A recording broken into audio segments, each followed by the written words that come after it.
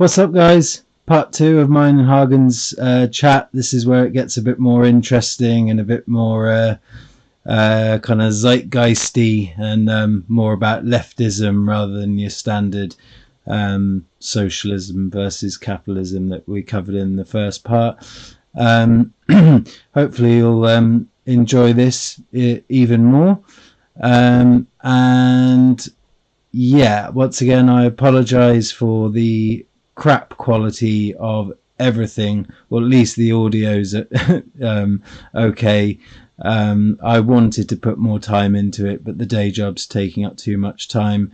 But as I said, in a couple of months, I'm going to try and do this full time and probably epically fail, but have a lot of fun spending some time in the USA covering the election anyway and talking to people about stuff. So it'll be interesting footage, even if the usual 5 to 20 odd people watch it.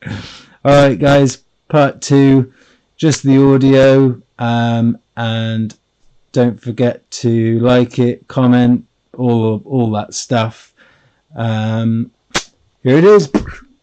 And we're moving on to Hagen's thoughts on intersectionality, group identity, and does he see any potential negatives with that philosophy / ideology that's very in vogue, should we say, at the moment? Okay, quick answer. Yes, I do. But to get somewhat of a more nuanced view, I'm actually overall I would see myself in favor of the idea because I don't know if I've mentioned it, but to me leftism is generally the idea that you should be skeptical of all kind of hierarchies that exist in society. That doesn't mean you should abolish any kinds of hierarchies, as right-wingers correctly point out. Hierarchies are something very natural and something often important to organize society. But what leftism kind of strives for is to look at those societal hierarchies and see if they are really justified, see if they are really good for us. And so that is definitely why I think that, like, the entire idea of intersectionality is that people are oppressed by different things in society. So as a socialist, I of course believe that workers are to some extent oppressed by capitalists. And what we can also say, for example, would be that trans people, for example, are to some extent oppressed by society as a whole. If you believe that's a good thing, if you believe that's valid, is another question, and we will get into that. But that we will, because that's part of the next question. Exactly. But that they are oppressed is kind of a fact, because as a trans person, you can't really express yourself freely nowadays. Not because there are laws or something that saying you can't, but because there's a strong social stigma against you. Same with certain races, certain sexual orientations, and so on. And the idea of intersectionality is that we don't single out any kinds of those oppressions.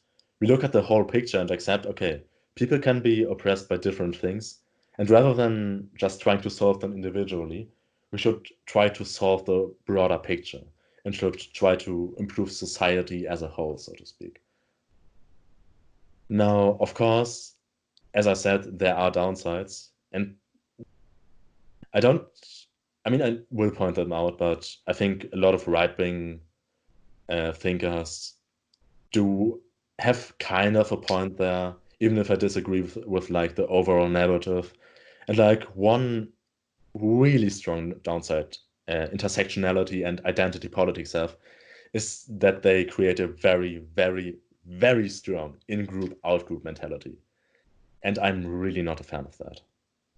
Yes, from a political ideology that's supposedly all inclusive and believes in equality and things. Well, also just like that, people on the outgroup will just be approached with more hostility and less charitability, and I don't really believe that is beneficial to anyone. Okay, I will just interject here because intersectionality, you used some different. I mean, well, we Wait, did what we do you did we mean when did you say intersectionality? in intersectionality. Well, we did. But in terms of socially based, social groups of, I didn't necessarily see it as the kind of oppressive part of it, but I guess actually that is part of what intersectionality is. I It's not I just part, it's I really the I whole I, center. I saw it as recognizing um, recognizing every single difference and every single and then putting them into groups so my thing with it question with it has always been, well, where does that end? Do you start putting people with ginger hair? Do you put people with small cocks in there? Do you put people with little tits, big tits? Um, I small understand where that kind of people concern with comes from. freckles. Where do you stop with it? You briefly mentioned trans, which I'm going to get on. We're going to get on to. So Oh, definitely. I'll just briefly make the point you made just in terms of them being oppressed and then society not allowing them to um, express themselves. Now that is what you hear all the time, um, and that by its very nature, to me, coming from somebody um, who isn't a particularly flamboyant or attention-seeking person. It's particularly in a group. I mean, I'm confident, but it took me a long time, like most people. But it took most of my twenties to actually discover who I was. I was very lost in my twenties. I didn't know who I was. Yeah, like a lot of people nowadays. Yeah, like most people, everyone goes through it. But I think I went I through mean, the at sort least of you found your way eventually. yeah, I think I went through the teenage angst thing a bit later on, because as a teenager, I was an arrogant prick that just I told the teachers I was earning more money than them. I bought silly cars and stuff as my first car. So I think when I had a bit of a crash down to reality in my 20s and I got depression and stuff and so I had this kind of the phase that I think a lot of people have in their teenage years then, um, and very much suffered in silence with that. And that was the point I was going to get to. Is there are so many people that suffer with all nature of problems. Mainly, I'm getting back to my mental health thing, which is my It's an important biggest, talking yeah. point. But people with mental health disorders, I mean, there are statistics on, so there are different. For example, black people for some reason are far less likely to seek help for mental health, and for some reason, maybe it's a cultural thing of just shrugging it off, say, oh, it's not a, Will it be partially a cultural thing and also to some extent like an economic thing? At least yeah, depending on what kind of and country we are then talking about. I mean, in yeah, the US, healthcare, especially mental care, I assume costs a lot of money. it does, and this is the thing I'm researching and looking into. But we are getting off topic. But yeah, so my point is people struggle with mental health. They struggle. People who are overweight, people who have anorexia, people who have problems just not feeling good. I mean, I'm still a bit pretty podgy, but I was at one point really quite overweight, and I used to walk into a room and feel physically like horribly uncomfortable in my own skin. Now, that's not something I was going to make a big fuss about and say. I mean, now there are groups actually, aren't there? And there's a thing, there's actually a phrase, "you're fattest," I think, I mean, for yeah, there's people this to idea allow of people to be fat fat when actually, positivity similar that to trans, it's a medical condition, in my opinion. But that's again, we'll move on to that. But so what my point is, there are people struggling with all sorts of issues that they're not able to get mass media attention, and then this currency in victimhood, which is another reason I despise not just the yeah, I trans definitely movement, but just victimhood and the word marginalization, the fact that there's somehow currency in being a victim now yeah, I definitely is think that is like the is entire idea of intersectionality does to some extent lead to an unhealthy victim mentality. So I uh, would agree on that. yeah, but currency. I mean, you actually do well out of it. People actually want to be victims now. It gives them status. If they, but my who, you talk to anyone, not even like a decade ago, probably, and they'd say, would you want to be a victim?" And they'd be, "A victim of what? No, hell no." But no, that there are people now that it's a thing in our culture now, in our Do you society. think nowadays someone would say they want to be a victim? Not They wouldn't expressly say that, but through their actions and their everything they do, they clearly do thrive off that.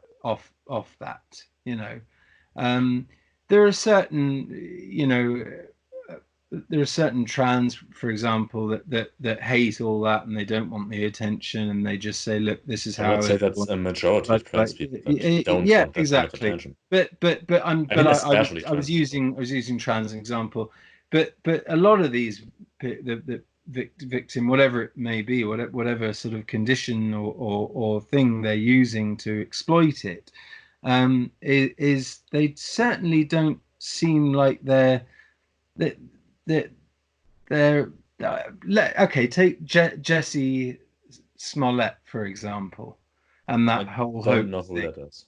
Okay, well, there's a story in the States, and he faked a hate crime and blamed it on two white MAGA guys in red MAGA hats, when actually it was two African guys who I think are his personal trainers or whatever, and he paid them to do it. And Right. it's a big thing in the States. Anyway, he went on Good Morning America and did his acting and sort of cried I mean, yeah, that's obviously a bad and thing. thing. And so he was doing that to get publicity and obviously to get more roles and more work. Why else would you seek to be a victim and fake a hoax crime? So that's what I'm saying is people obviously our media seems to celebrate almost victimhood in a very sick way, in my opinion, that it never used to. I would Um, say it's less about the victimhood itself and more about like, for a long time, people who have been, let's use the all-hated word, marginalized. People who have been marginalized by society for a long time have been afraid to come out about that. They have been afraid to do anything in a broader scale to fight against that. And like the idea why society is celebrating it right now is because people are starting to kind of get active, to come out there, to do mm, things, to speak about their issues. yeah, Now, absolutely. There's some merit to that. yeah, But of course, but it's a nuanced issue. Like, but I but definitely agree that it is being overdone, especially like by liberal media, But for who's example, mostly using it to gain anorexia social and credit. mental health are not getting the same attention as trans and racism and stuff now, and I just think that's appalling. We should be talking way more about issues that actually matter far more, because I'm not saying that those other issues don't matter, I but they mean, affect trans they suicide rate is affect like the 16 they times affect higher as than the Absolutely, one but in the States. So I they're would say that matters quite a bit. compared to things like mental health and obesity or anorexia, All right, or can we they, kind they of can we kind of they agree that both things are issues we are yeah, fighting? yeah, but they trans people represent a minute part of the population, whereas one in four people have a mental health disorder, and that's an estimate. I'd say if people who are suffering in silence, I'd say it's more than that. So this is Yeah, and I uh, would say that general mental health is more important than trans issues. I mean, most trans people also suffer from some kind of it depression or it bipolar is disorder or mental stuff health, like that. in my So it would opinion. benefit them as well. Absolutely, in my opinion, it is a mental health issue. So why not? No, being trans itself is not a mental health issue, I but think we will get into that. yes, we will. Um, we will. So intersectionality, identity. Um, how do you identify? Do you have any pronouns or any?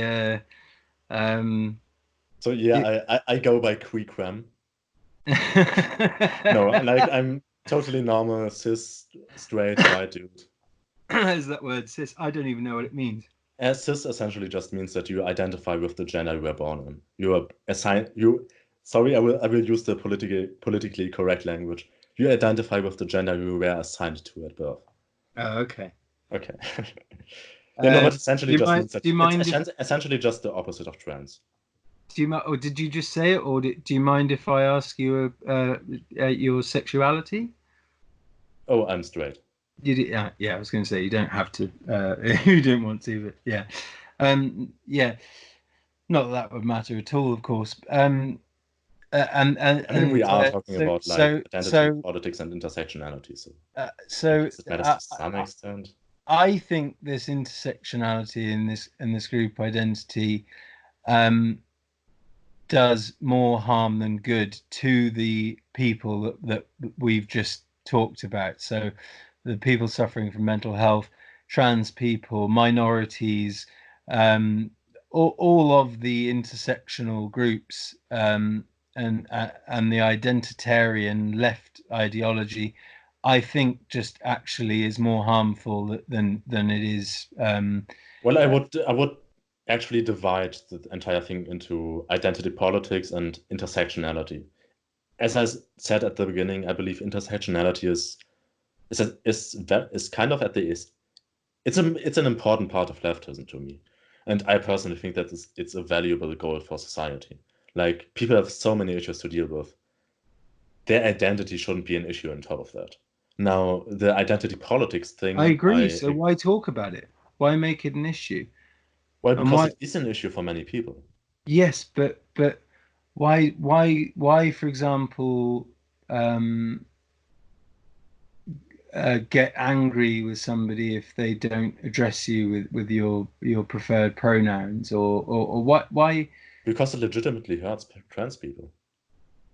isn't that? But there's but don't you just bite your lip? I mean, we were talking about this before with police and stuff.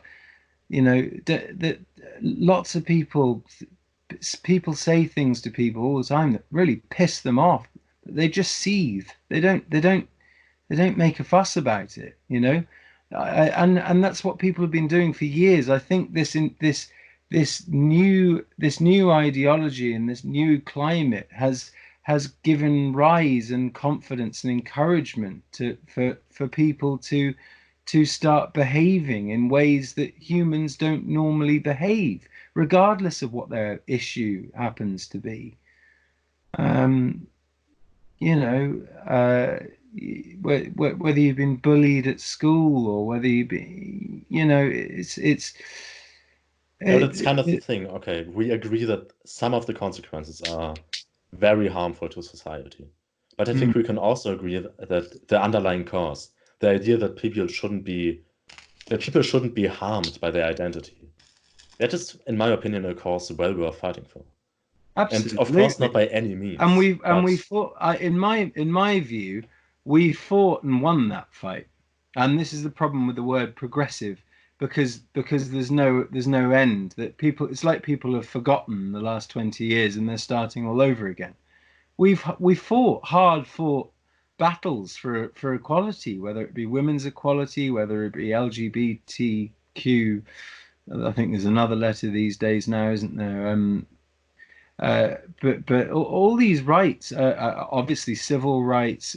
I mean, these have been fought and won, and now I think the very nature of resurfacing and bringing it up and saying it's still an issue and white supremacy is on the rise and I think it's a very nefarious political agenda to split people into groups and make them vote a certain way and put them into a state of kind of anxiety and paralysis and I start mean, these that things all definitely is over an again attempt to politicize it.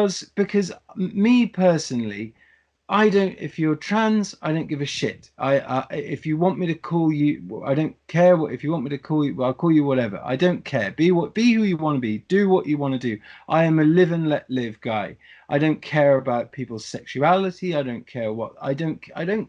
See, I but that's the obviously thing. don't care That's about not the race. case for I a lot of don't other care people. about race. I'm married a black woman. I love, in fact, and before I you know I not that who you sleep with isn't it? It's like a thing, but no, I you know I'm not even going to do that because that stupid quote. I'm not even going to say it, but no, I I I don't have an issue with race in any shape or form, I mean, and I even if you think had, that people wouldn't that do disqualify you from talking about it. are stupid. They actually just are. They're suffering from stupidity. And ignorance a lot of the time. If you grow up in a very rural white community and you don't see very many ethnic minorities, then of course ignorance plays into some of the bigotry. Yeah, But but would you agree that that sort of bigotry still exists? it still exists, but not on the scale that the media make it out to be. How many white supremacists and Nazis have you met? How many gay hating? I'm really not the best person to talk here because like I have a few people in my environment that definitely lean towards that direction, unfortunately. Okay, I know a couple of verging on homophobic people, but No, I'm really but they're talking like mainly they're mainly definitely. no. I'm just saying. I thinking about it. I know a couple of, but they're mainly joking. So they use the F word, and but they're mainly joking. But there's probably a little tinge of but phobia means you're scared of something. It's not really that they're scared. I don't know, but whatever. Well, you know what is meant by the term, right? But sorry. You know what is meant by the term. Like when someone says that another person is transphobic, they aren't talking about that person being afraid of trans people. They're generally talking about an aversion towards them. Which I mean, Yes, it's aversion the is wrong word, actually a isn't it? more Because an aphobia is an irrational fear of something, so they shouldn't. It's the wrong word, isn't it? They should have used a different word.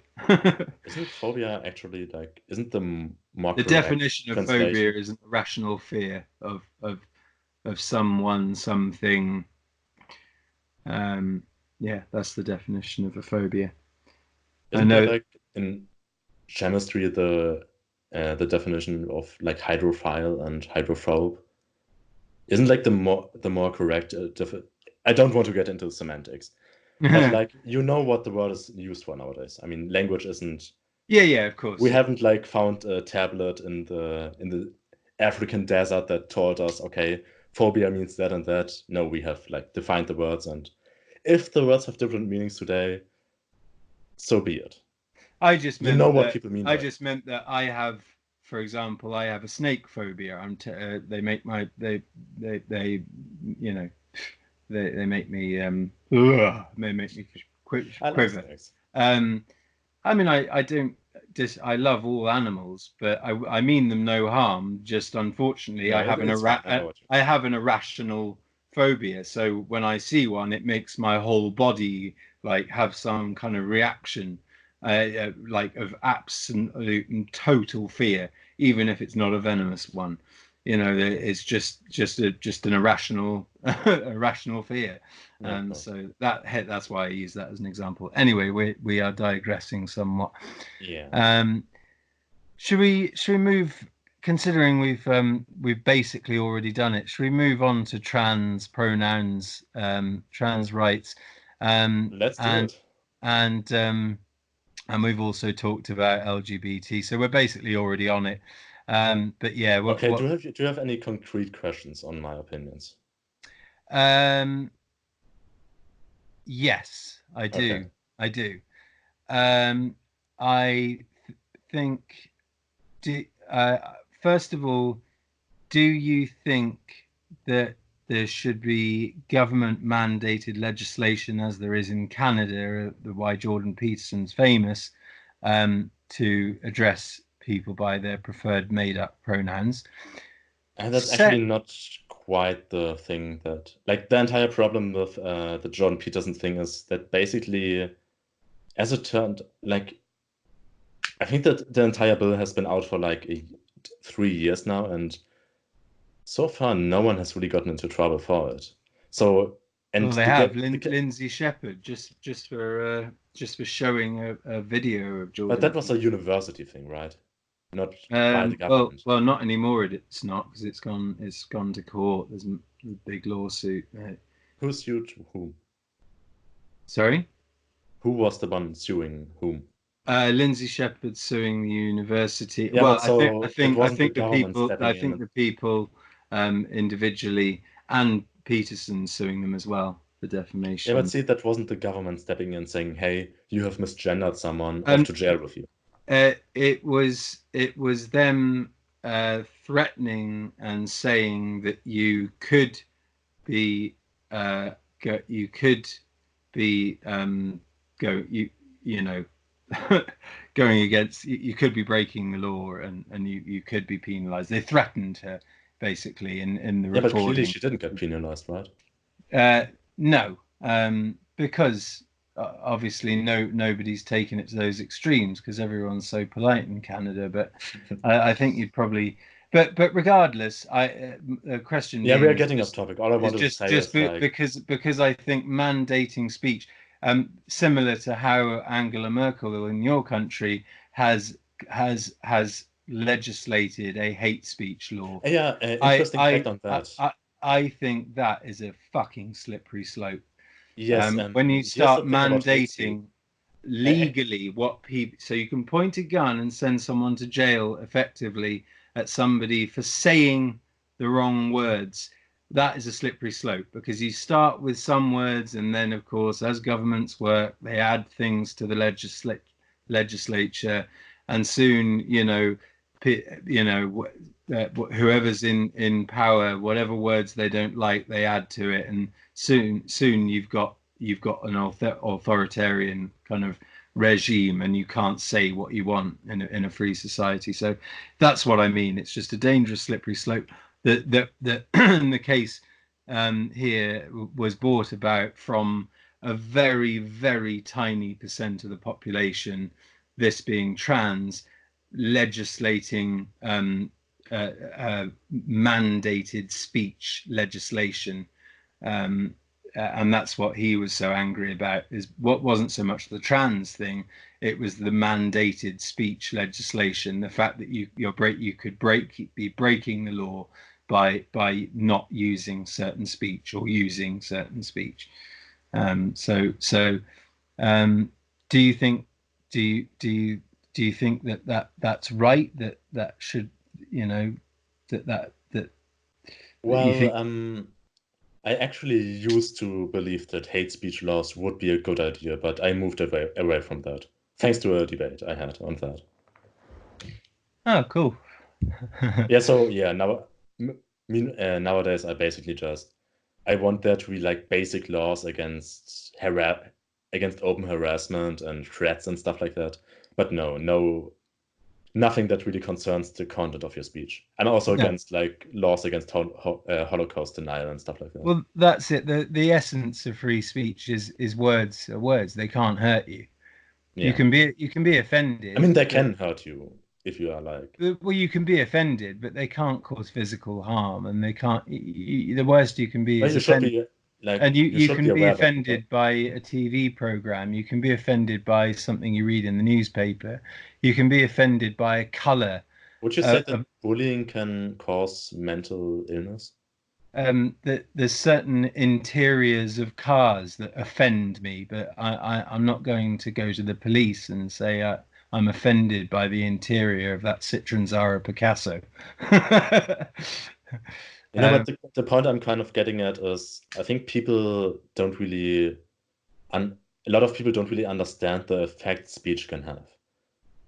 I mean, we know that bullying and stuff like that can cause mental illness, and bullying can take place only over words.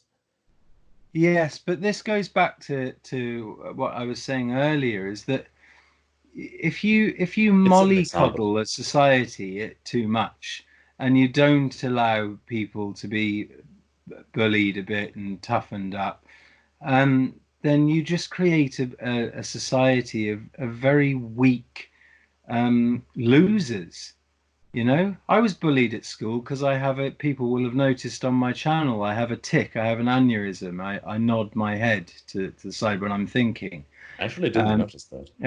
Well, people, I'm sure, yeah. Yes, now everyone will pay attention. Yes, now everyone will pay attention to it. But it used to be, as a child, it used to be much more pronounced than that. And I was bullied relentlessly for it. But do you think that was a good thing? I learned eventually that bullies are the weak ones, and I just used to repeat what they were saying to me back to them and just take piss out of them. Okay, one of them fly kicked me in the back and nearly broke my back once, but generally it was a good strategy, and I even became a bit of a bully myself, and I hated myself for that for a long time. But that's another tangent. But what I mean is it makes you stronger as a person. It can make you stronger, but it can also completely crush you. Especially when you also have other stuff going on. But anyways, you can't we both protect. Agree that you can't protect. You just cannot protect people from everything. Look at like child abuse and stuff like that. You should try your best to protect people, right? Yes, you should just be conscious of the cost it has. And in the case of hate speech laws, we both agree that the costs wouldn't be worth it because of the slippery slope that could lead us down a catastrophe, a terrible path. Yeah, absolutely. So just to wrap up the point on the pronouns and whether you think that that should be legislated in terms of pronouns, or do you think that's similar to the hate speech thing, that's a slippery slope? No, pronouns shouldn't be legislated at all. Cool. Like if someone aggressively misgenders someone over a period of time, then you could consider it harassment, but just misgendering someone in itself, no. Definitely. Okay. Let's move on to this more interesting. Right, the trans debate. Two things. Well, and several things, but I'll start with these two things. The fact that people are now willfully ignoring biology, and they're saying that you can now be gender fluid. Yeah, you can. What you can. But no, yes, because gender you have is a biological concept. X and Y, you have X, Y, and XX chromosomes. There's biology behind it. Men have penises. Yeah, no, but that's not gender. Okay, look. You are a leftist. You are. I definitely am. Oh my God. Okay, now we're getting into it. All right, so the entire idea of the distinction between biological sex and the social idea of gender is that in the social sciences, professors have eventually noticed that they actually, like, there are those two sides. You can't just say, okay, it's only biological or it's only social. Like, for example, that woman should wear dresses. That's not a biological fact of nature. That's a social role recreated. And so like the idea of sex and gender is, okay, we take the biological side of things and put them in one category, and we take the social side of things, like certain behaviors, forms of expressions and stuff like that, and label them in a different way. Now, of course, there's a certain connection between the two. I mean, it's not a coincidence that both have that you have a social idea of a woman and a biological idea of a woman, mostly because both of them were the same in a previous period of time.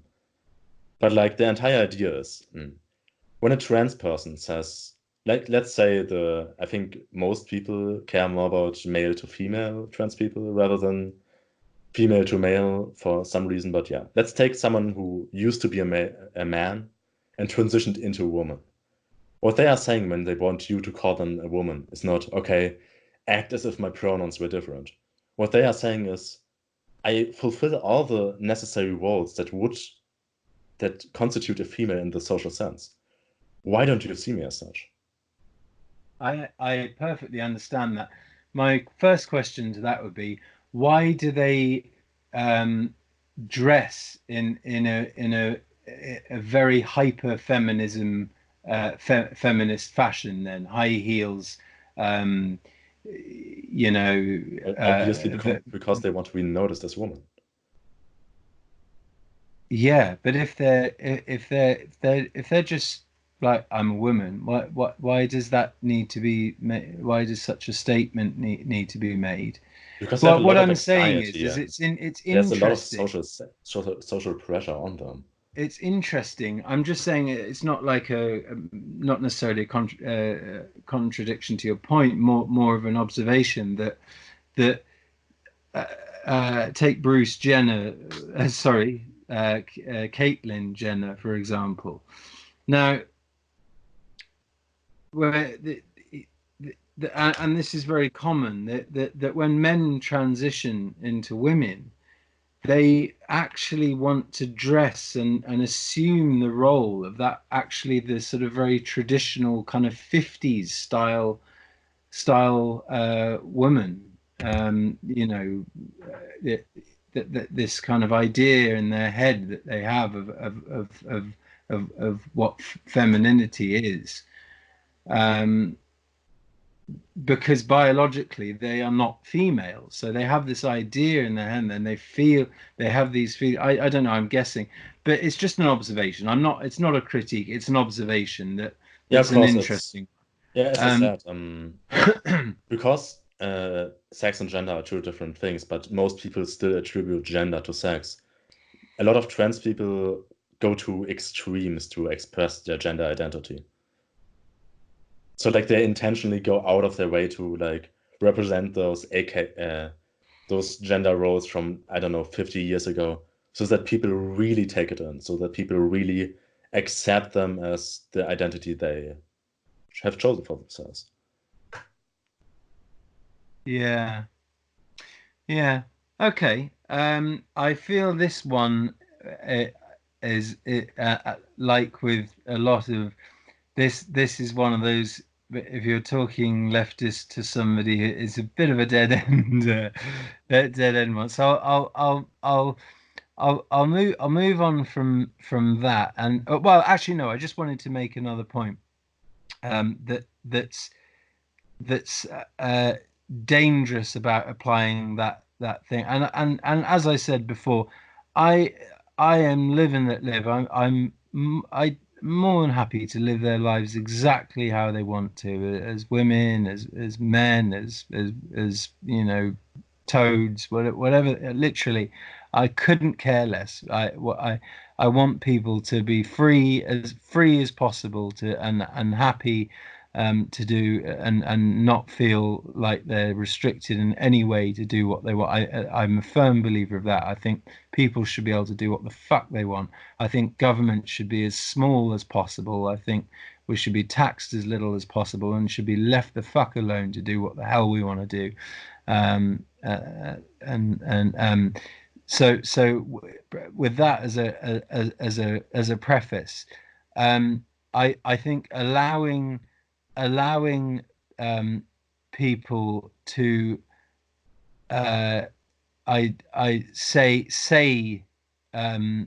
that they actually are a woman when biologically they still have a penis, for example, um, is very, very dangerous. Why? Well, I'll give you an example. Um, if if you if a man tests positive on a pregnancy test, that is a basically a test positive for testicular cancer. Now, I don't know if you've heard of a guy called Stephen Crowder, I have heard way too but much of it. but but he did a thing where he dressed up as a woman and Yeah, he I went actually watched a video on that yeah, channel. and he went in and they Yeah, but didn't a say trans a person wouldn't do fucking that. word. He was clearly a man. He clearly got his cock out and pissed in a thing. He went in there with a beard and stubble. He was clearly a man. But they respected his thing. They called him by the right things, and they then discussed his pregnancy. Men with dicks, or if they've had them chopped off and replaced for a vagina, they can't bear a child. That is a medical and biological fact. So what they should have said is actually, sir, you might have testicular cancer and you probably need to go and see a doctor They quick shouldn't have snot. said because they Not shouldn't have not said so, but they should have made that fact clear. Yes. Oh, I said sir for okay for the amusement that the righties watching will get out of that, Yeah. because even I get some amusement out of Mhm.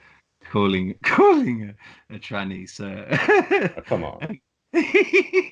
And again, I deliberately said that. Oh, it's fun. It's fun because the other thing I think is we should all lighten up a little bit about this. It's the seriousness at which it's all taken. And it's Um, very much a serious issue for a lot of trans people. of course, but a lot of trans peoples will refer to themselves as trannies, for God's sake.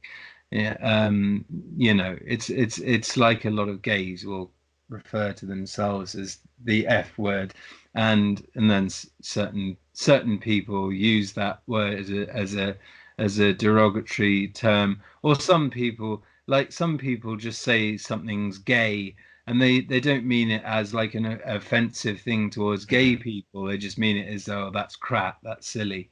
I mean, yeah, Um, of course. Like, I don't so think that even if you like accidentally use a slur or even just jokingly do so, I don't think that makes you a bad person or anything like that. I also don't think like saying the N-word ironically makes you a racist or anything like that. no, great. So we agree on that. So I think some should lighten up on that. I mean, again, going back to the thing, the amount of times when I had my Twitch thing, the amount of times I got called Noddy was in the millions, and that's not an exaggeration. When I was much more overweight, the amount of times I got called fatty, a fat cunt, a fat bastard, you know. And I didn't make a fuss about it. At the end of the day, I agreed with him. I was fat, and at the end of the day, I was a bit noddy. You can't be so sensitive about everything.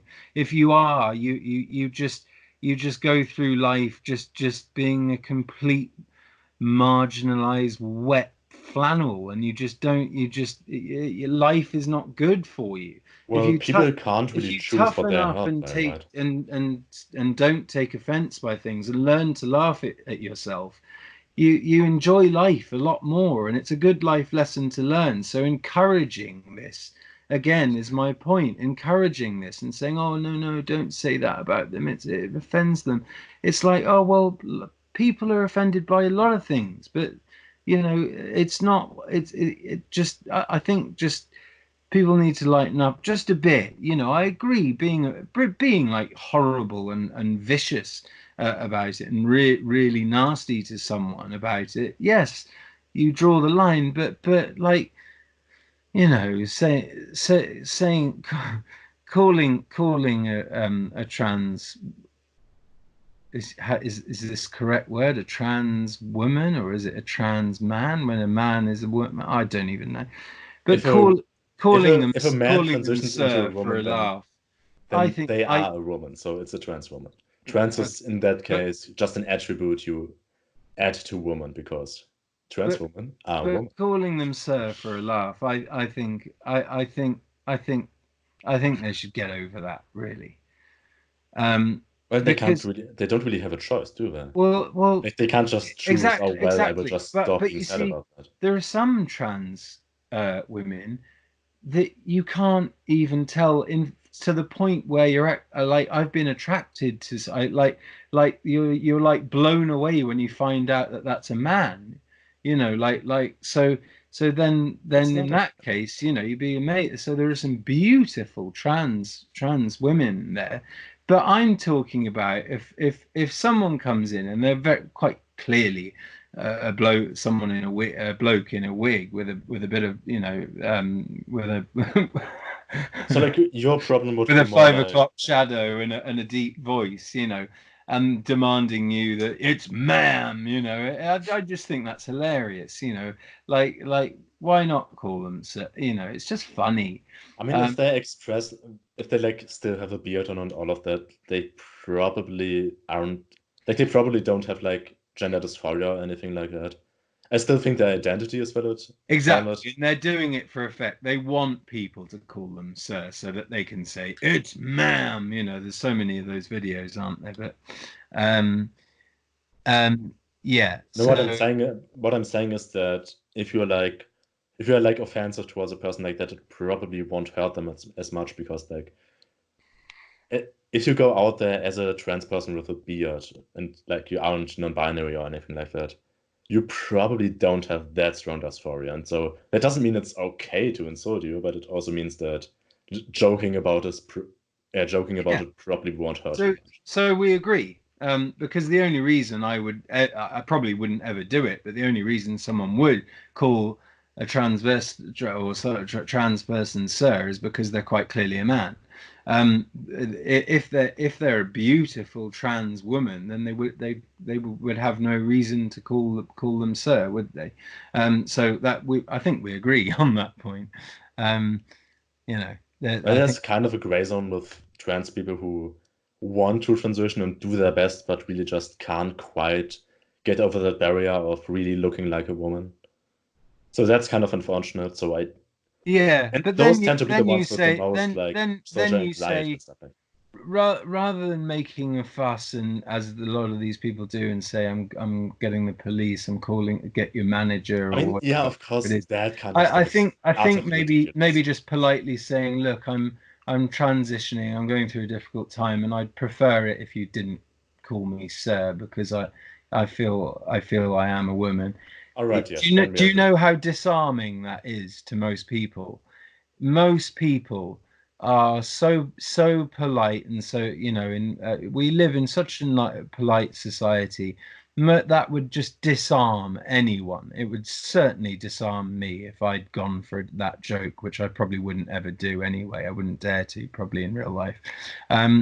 But that's totally disarming. I think the way the way you deal with situations is really important as well.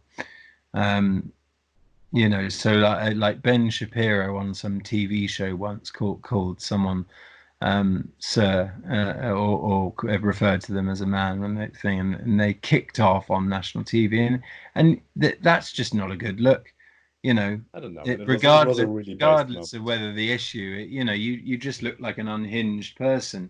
No, what you do is seethe, and then afterwards you say to them, or you say to them on TV, you say, well, It's actually, like the thing with people like Ben Shapiro is a huge part of his career is built on invalidating trans identity.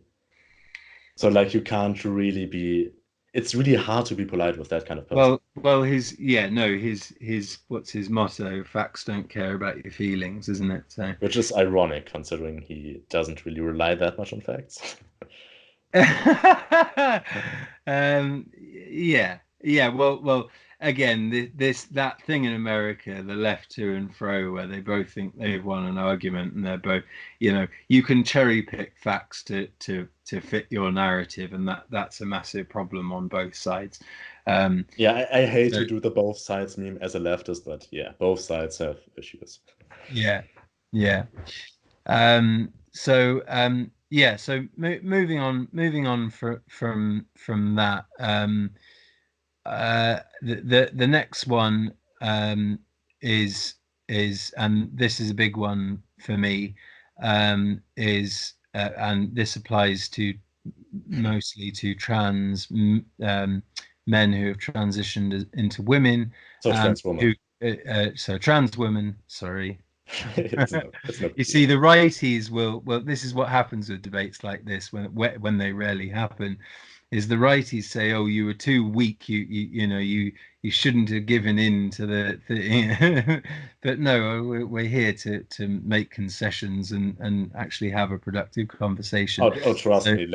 If any comrade sees this, they will definitely criticize me for letting you speak too much. So that's also again an issue both sides have. Yeah, exactly, and that this is the whole point why discussion and debate is the only way that we develop some kind of agreement and consensus and move forward. Otherwise, you just have two sides at war forever, and it gets worse. So, no, I think that it's really important what we're doing, and more people should be doing it. And bringing all these issues more into the light. So yeah, a trans woman then, competing in competitive sports, and particularly very physical ones such as so boxing, MMA, the very physical ones.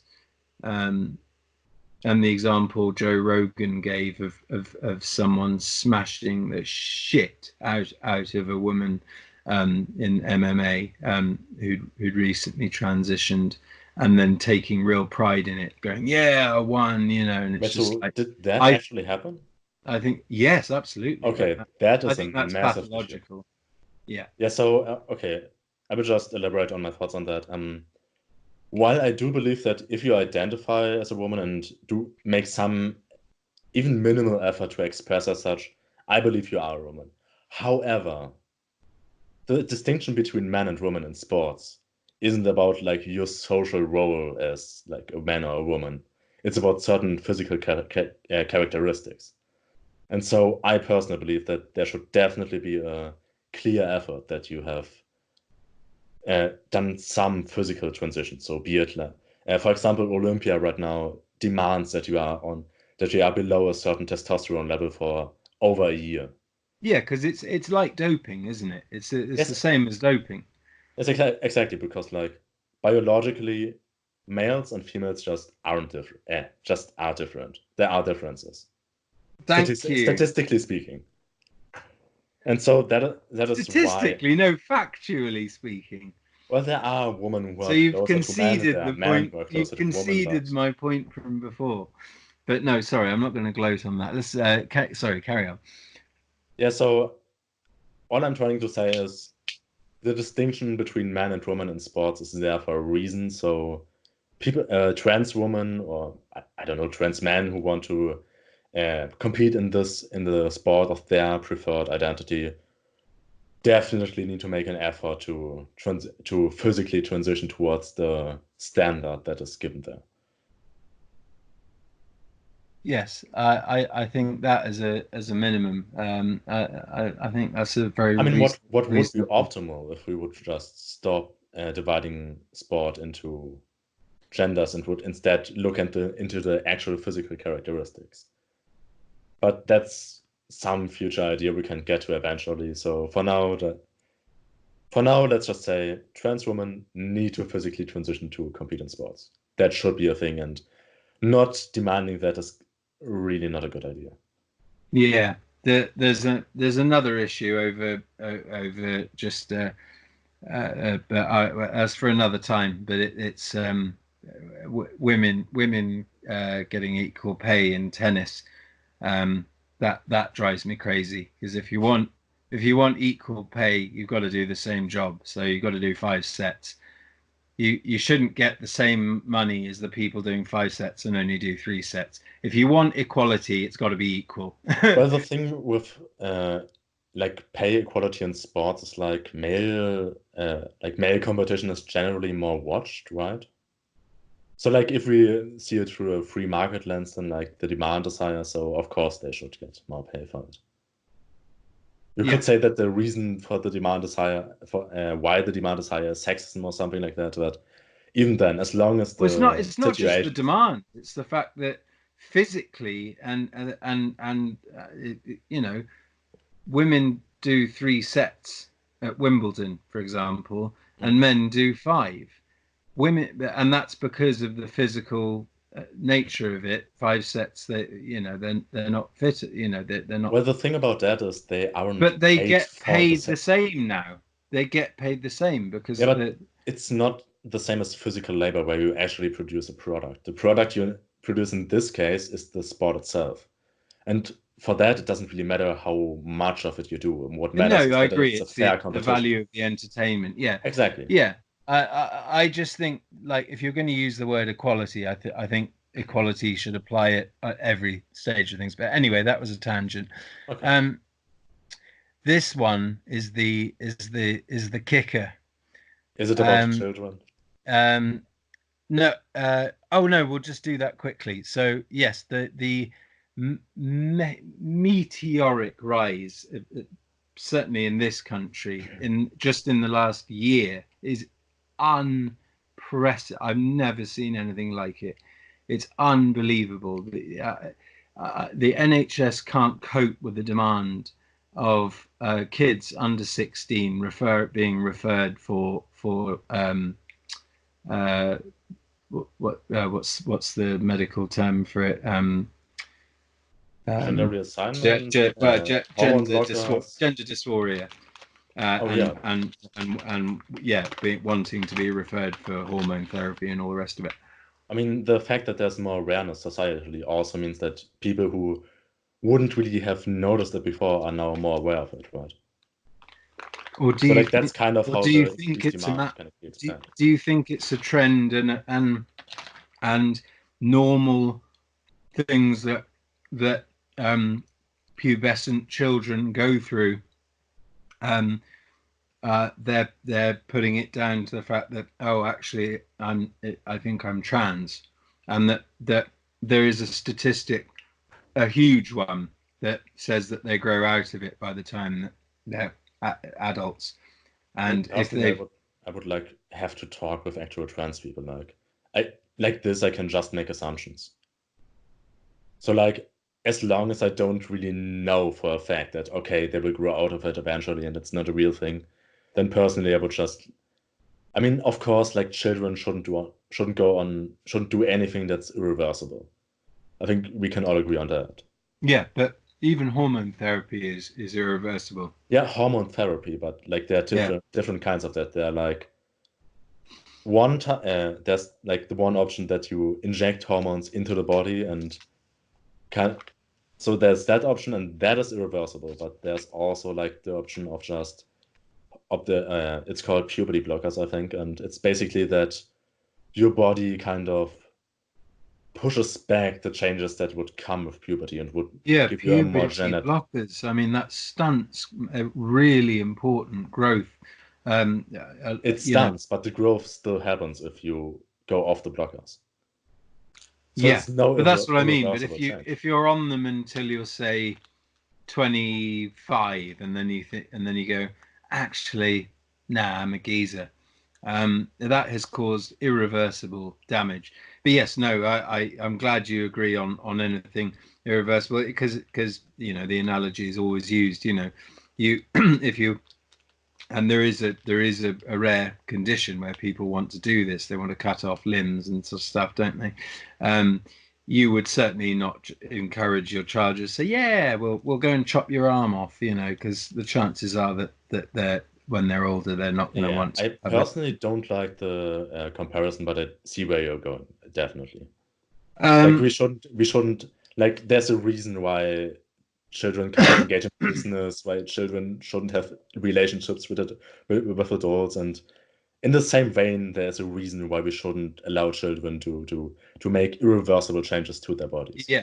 So that last comment, it got me onto the last point I was going to make on children and trans, which is the exploitation, and also just how young is too young to encourage and be okay with your child wanting to be a different sex.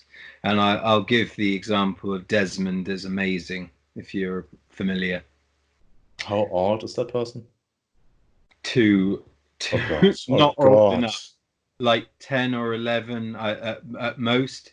And, okay, 10 or 11 is fine in my opinion. Like, it depends. What, to be in a gay club, like twirling and straight?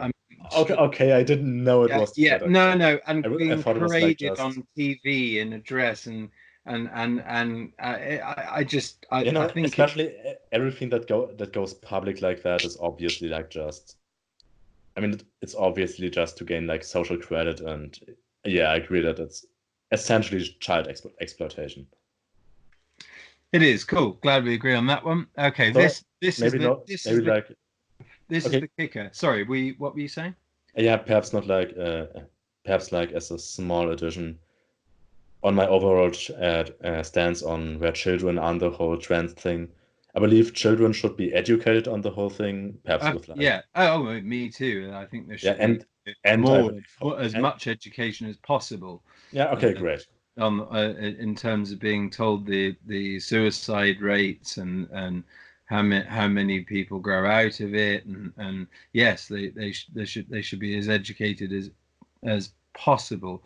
Yeah, and I think if they consider themselves to be trans people, then there should be at least some encouragement. Yeah. I will have to not as in like, okay, yeah, go do whatever you want, but like just, okay, you are valid. See if this is really what you want, and like see if it works for you. There are now primary, or I can use the same word for both because it's a German word, isn't it? Kindergarten. There are kindergarten age kids now. In the kindergarten, you don't really have a concept of gender, so like the entire idea of... Exactly, they're being taught this whole. Do you agree with that, or do you think they should be a bit older? No, before I they think start being indoctrinated with this kind of. I think the entire like gender theory and whatever should, like, the basics of that should like probably come like at the same age as sexual education. So I don't know, maybe around 3rd to 6th grade or something like that. Yeah, and start off with basics, and then like as they grow older, add the more complex stuff and the more ideology-based stuff. Yeah, I agree. I'd be amazed at anyone who disagree with that, but there clearly people are. And what's scary is the type of people that are teaching this stuff. But anyway, let's get to my kicker. Trans as a movement, and as a the latest kind of rights fight, should we say, is basically negating the LGBTQ rights and community, and abolishes the idea of feminism. How? Yeah. Because men can now become women. So women and feminism, which is all about womanhood and being women and being but here's an interesting thing, and women's rights and everything, and how they're against the patriarchy. Now a man, and any man, because there's no test, there's no way of proving if you're actually trans, any man can now just claim, because of gender fluidity, they can just say halfway through a conversation with a woman, they can just go, Actually, I'm a woman now. I identify as a woman. And if that woman is a feminist, they could probably Not then say, not okay, only but you not haven't grown up as a woman and you haven't had the same experience as me, so the kind of oppression I have experienced, you have not. exactly. So it takes away everything that feminism traditional feminism stands for, at least modern. No, it doesn't. It just makes it so that it just adds a bit of nuance to the topic. There are feminists that Yes, agree and with we call this them and TERFs. are furious. Okay, with LGBTQ, the statement, "I am a proud gay man," doesn't mean anything if gender doesn't exist, if you can just be any gender. Similar to "I am a proud lesbian woman" or "gay woman" or Yes, it means "bisexual that. man" or "woman," because as soon as you use the word "man" or "woman" and you're using that, the very fact that this is now all interchangeable and it doesn't mean anything, sexuality then doesn't mean anything, because then what are you? What are you when you're a trans woman that fucks women still, or you're Well, a if you're a trans woman who still fucks women, then you're a lesbian. okay, I mean, just by definition. but are you a lesbian woman? Yes, because like, But are why? you? Do people say what? There's not enough. That doesn't. This isn't discussed as much, and there's a reason for it. For the re, what for, re, for This is why I'm addressing it, because this isn't discussed. This is not discussed when women change to men. What sexuality are they? Are they then gay men, or do they suddenly become lesbians, or what? This is what I mean. When you have this thing of gender, it takes away everything that these people have been fighting for, to say, "I'm a proud gay man, I'm lesbian, I'm a feminist because I'm a woman and I But believe you in can be a women's rights." you can be a proud gay man and be trans. If you started off as a woman, transitioned into a man, but still like men. Come on, man. You must at least see what I'm getting at here. You're towing the party line very nicely, but come on. And don't you, okay, if you don't, do you not see that there is a potential danger in it having a negative effect on these movements? Because people have already expressed it, particularly feminists have said, "I do not like the idea that men can just become women."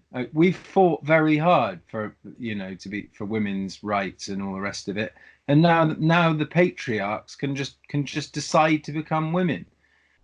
So they've already Yeah, but I expressed. don't agree that the idea of being a patriarch is like something intrinsic to you. I don't think Nor that do I. like, I don't believe in the patriarchy, but that's for another one as well.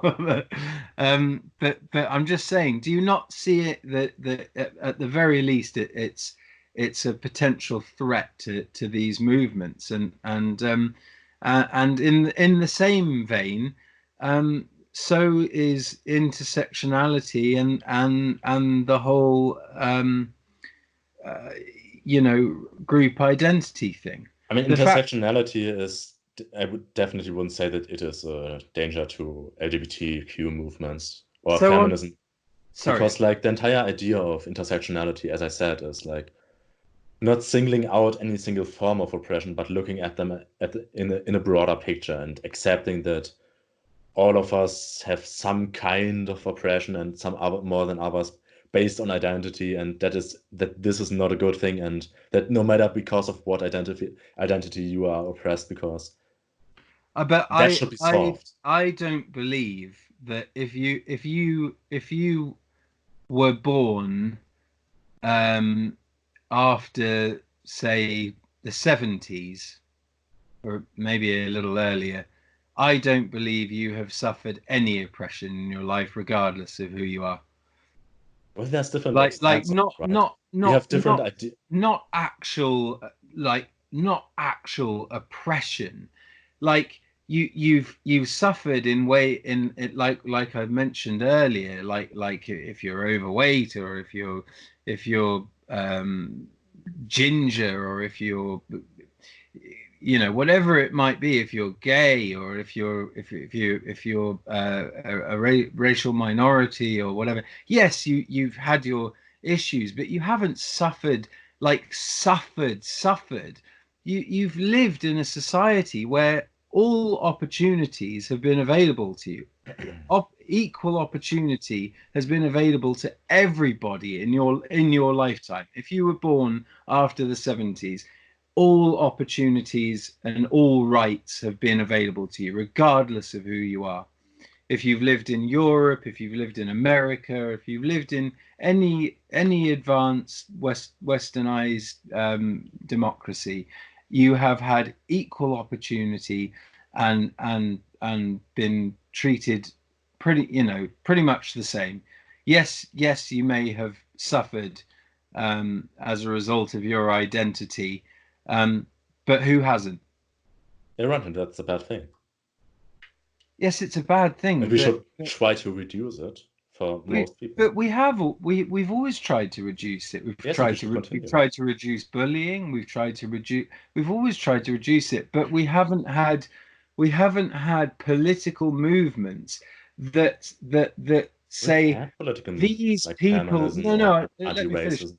Let me finish. These particular groups now are oppressed in these ways, and therefore they should get these certain individual rights and concessions.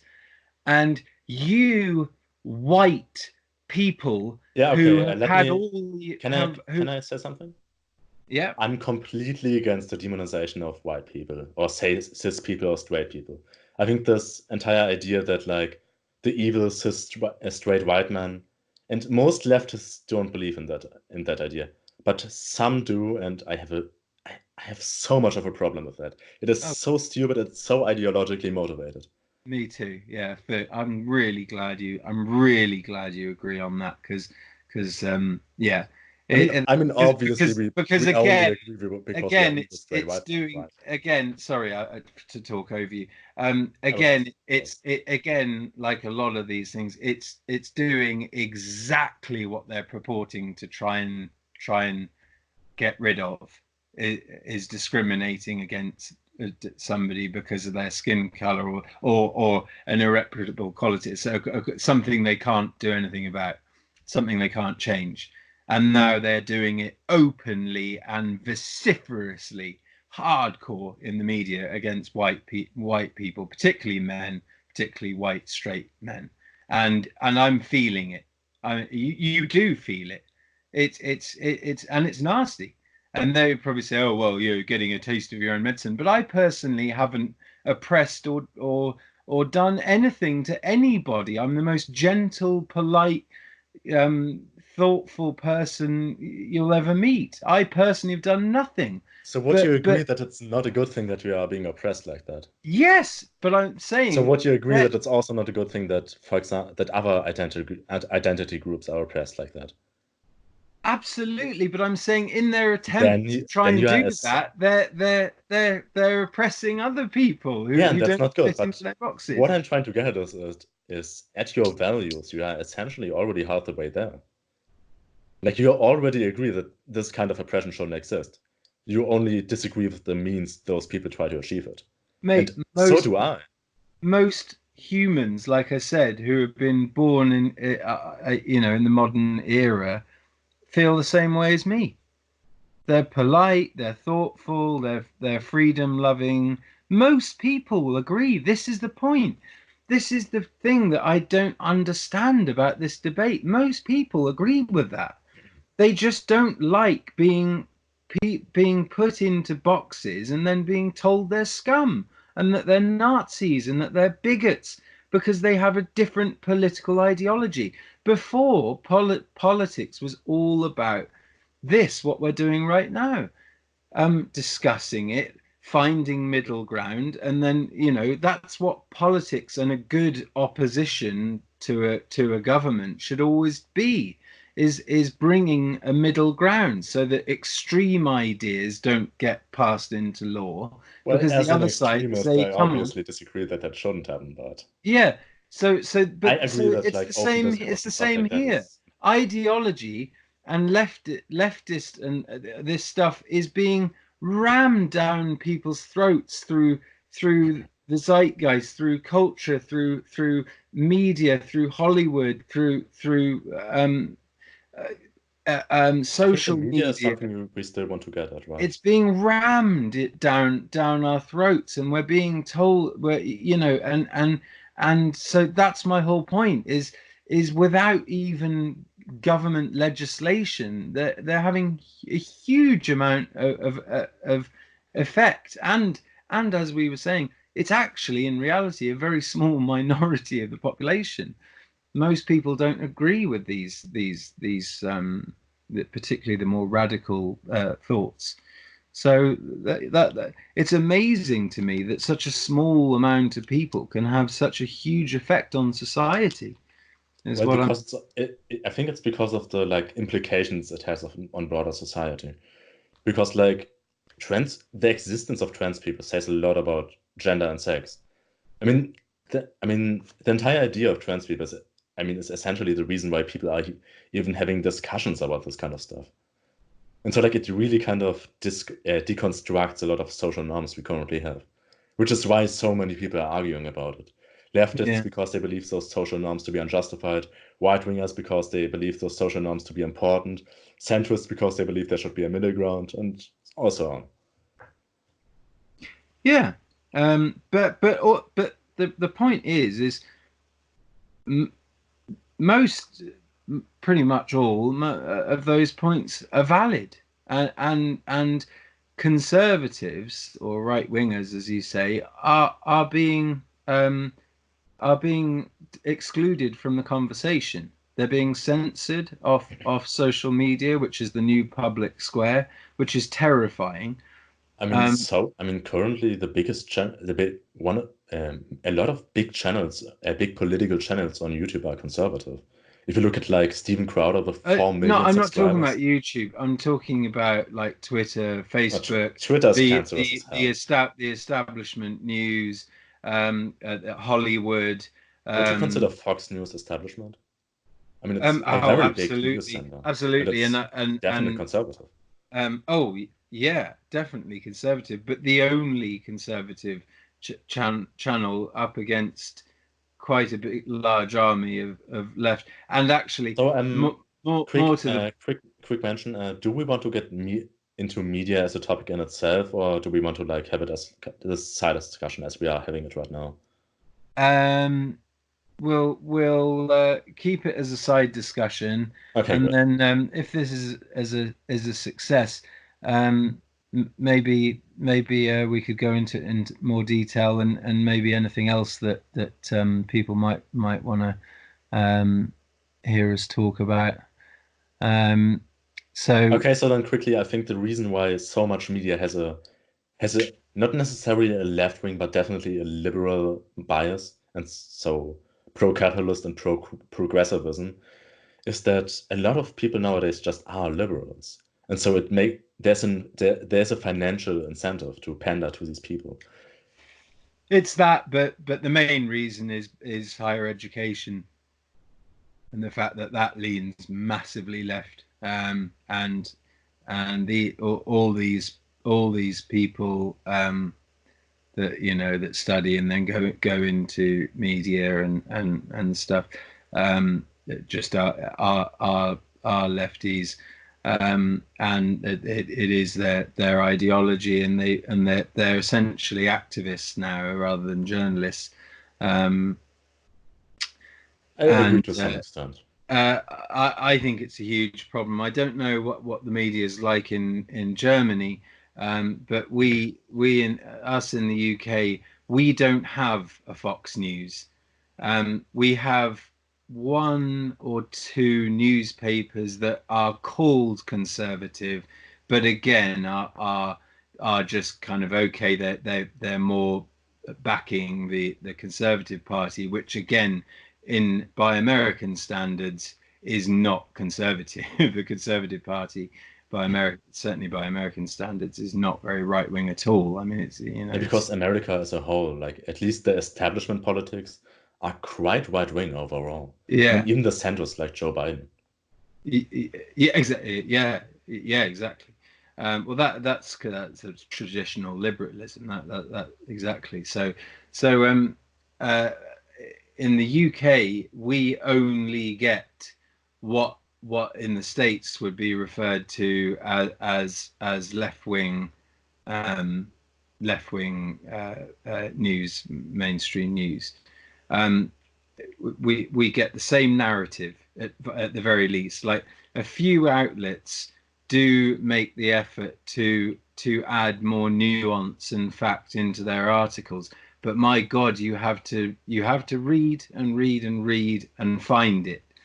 If you just read if you skim an article, or if you just read the headline, no, it's all the same narrative. Every single newspaper, every single news channel. The BBC is one of the worst culprits for this, because it's publicly funded, and that is appalling. They really should be giving both sides to the story, regardless of their ideology. I mean, that's what journalism was and always should be about. And I mean, I think something we should have way more in society and public political discourses, just a lot more like general debates and stuff like that. Just get people with somewhat more polarizing ideas out there and let them discuss their ideas. Not just have like the media.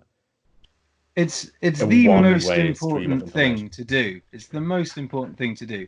So just briefly going back to this, in the States, the censorship of conservatives. So, that blanket ban of people like Alex Jones and Paul Joseph Watson over here, and there was a purge, Gavin McInnes.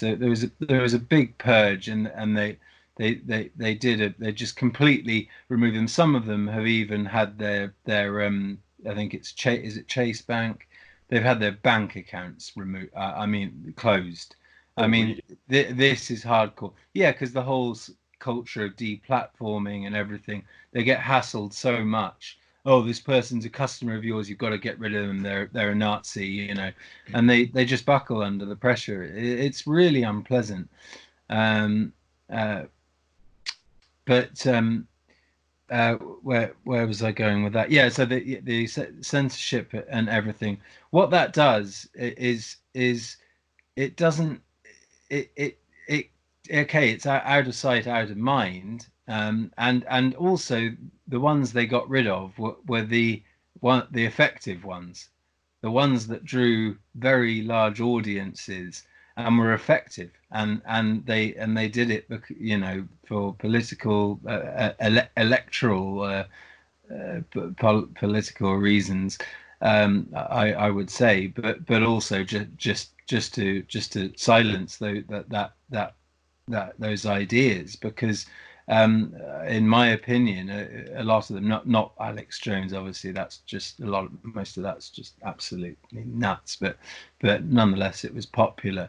But no, a lot of these very effective communicators were effective for good reason, because they made very good points and they were very convincing, and so they had to go, and that, in my opinion, is totalitarian, that is fascistic, that is the definition.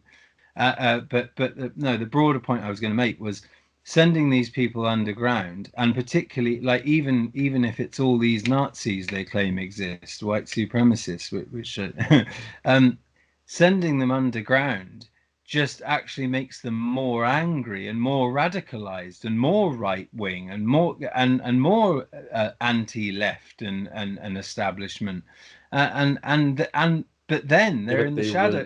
Then they're in the shadows. They're in the shadows. You don't know what they're doing. Then you've really got to start worrying, because you don't know what's going on.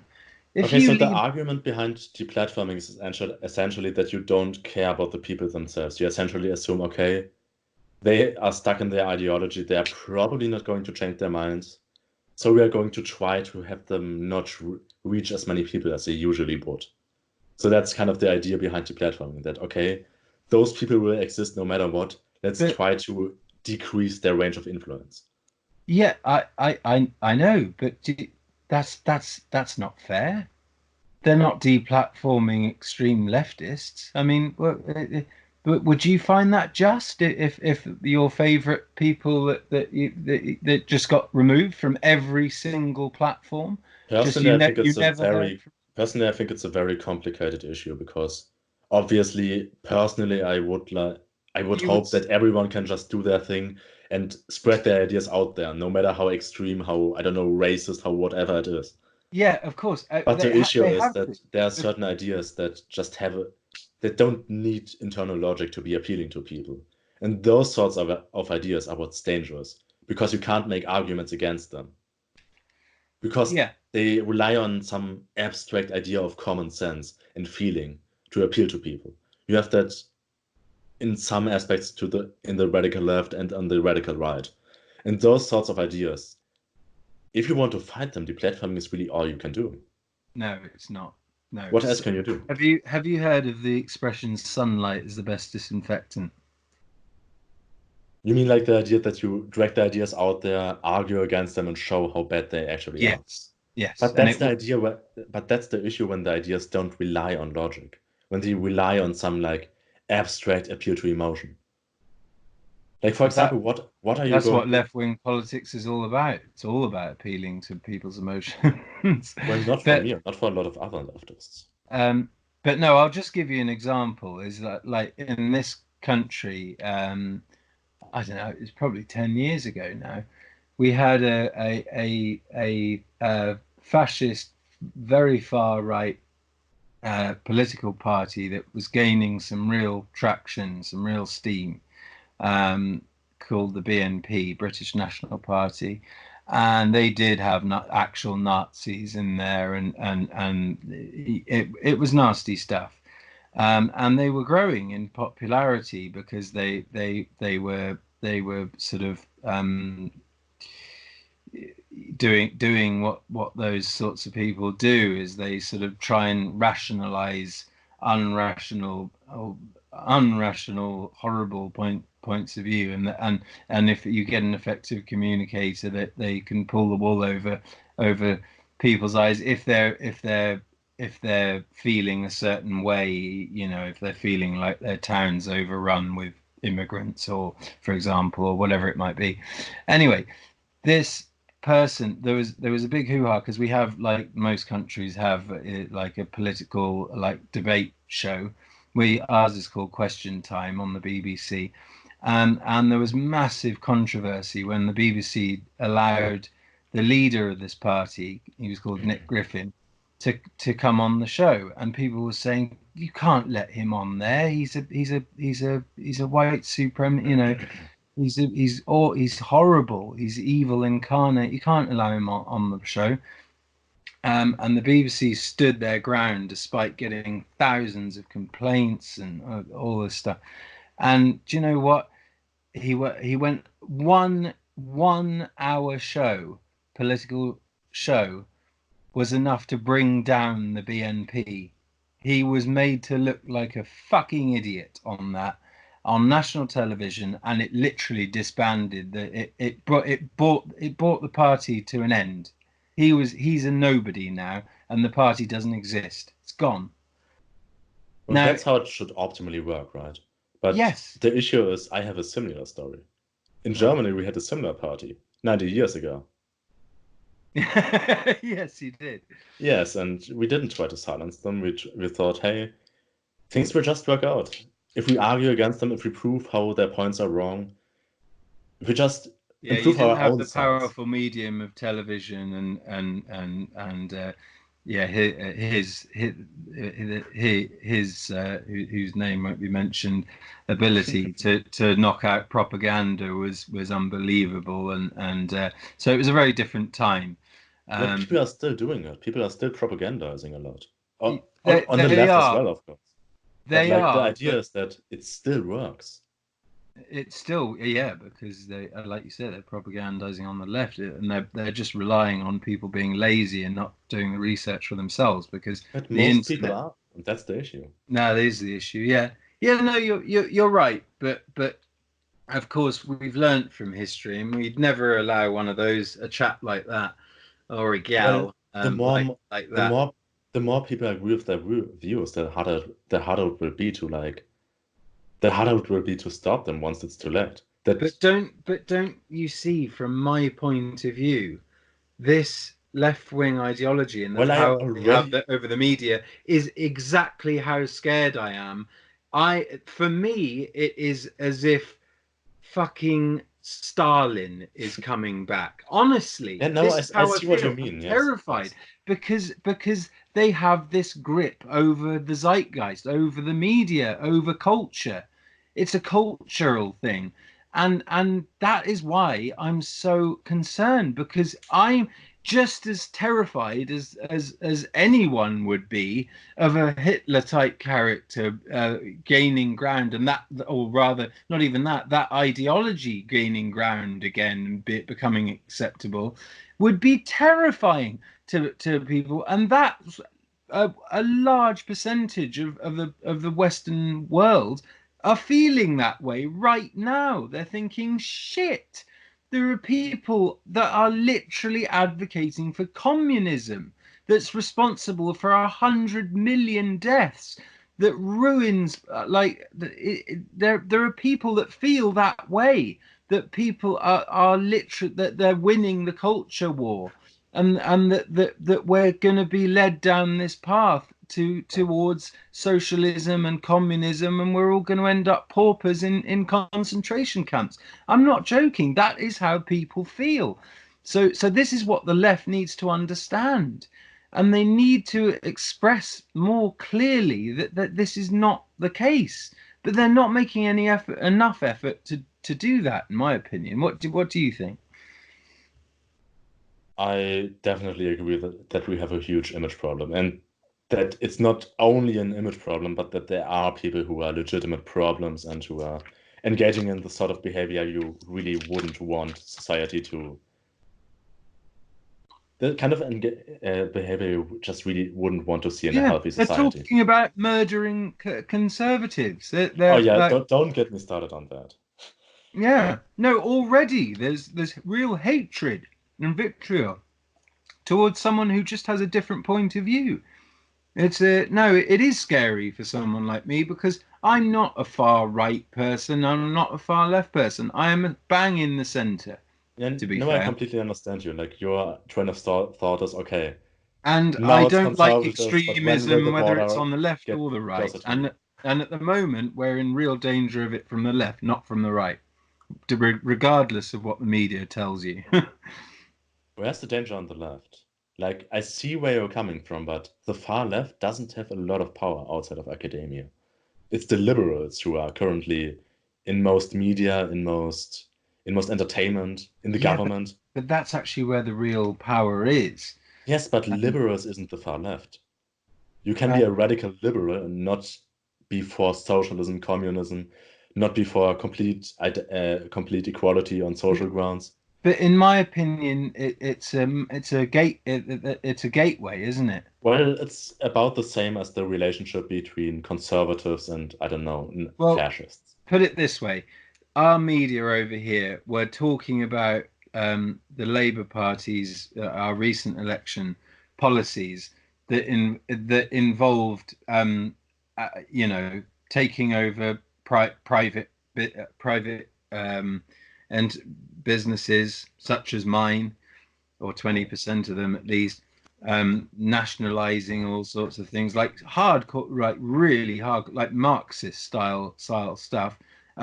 It's fairly off yeah. The Green New Deal, and you know, some really ideological, like frightening stuff. and our media were just talking about it like, okay, so these are their policies. They weren't saying, hang on, no, some of this is quite reminiscent of something rather nasty we know about in history.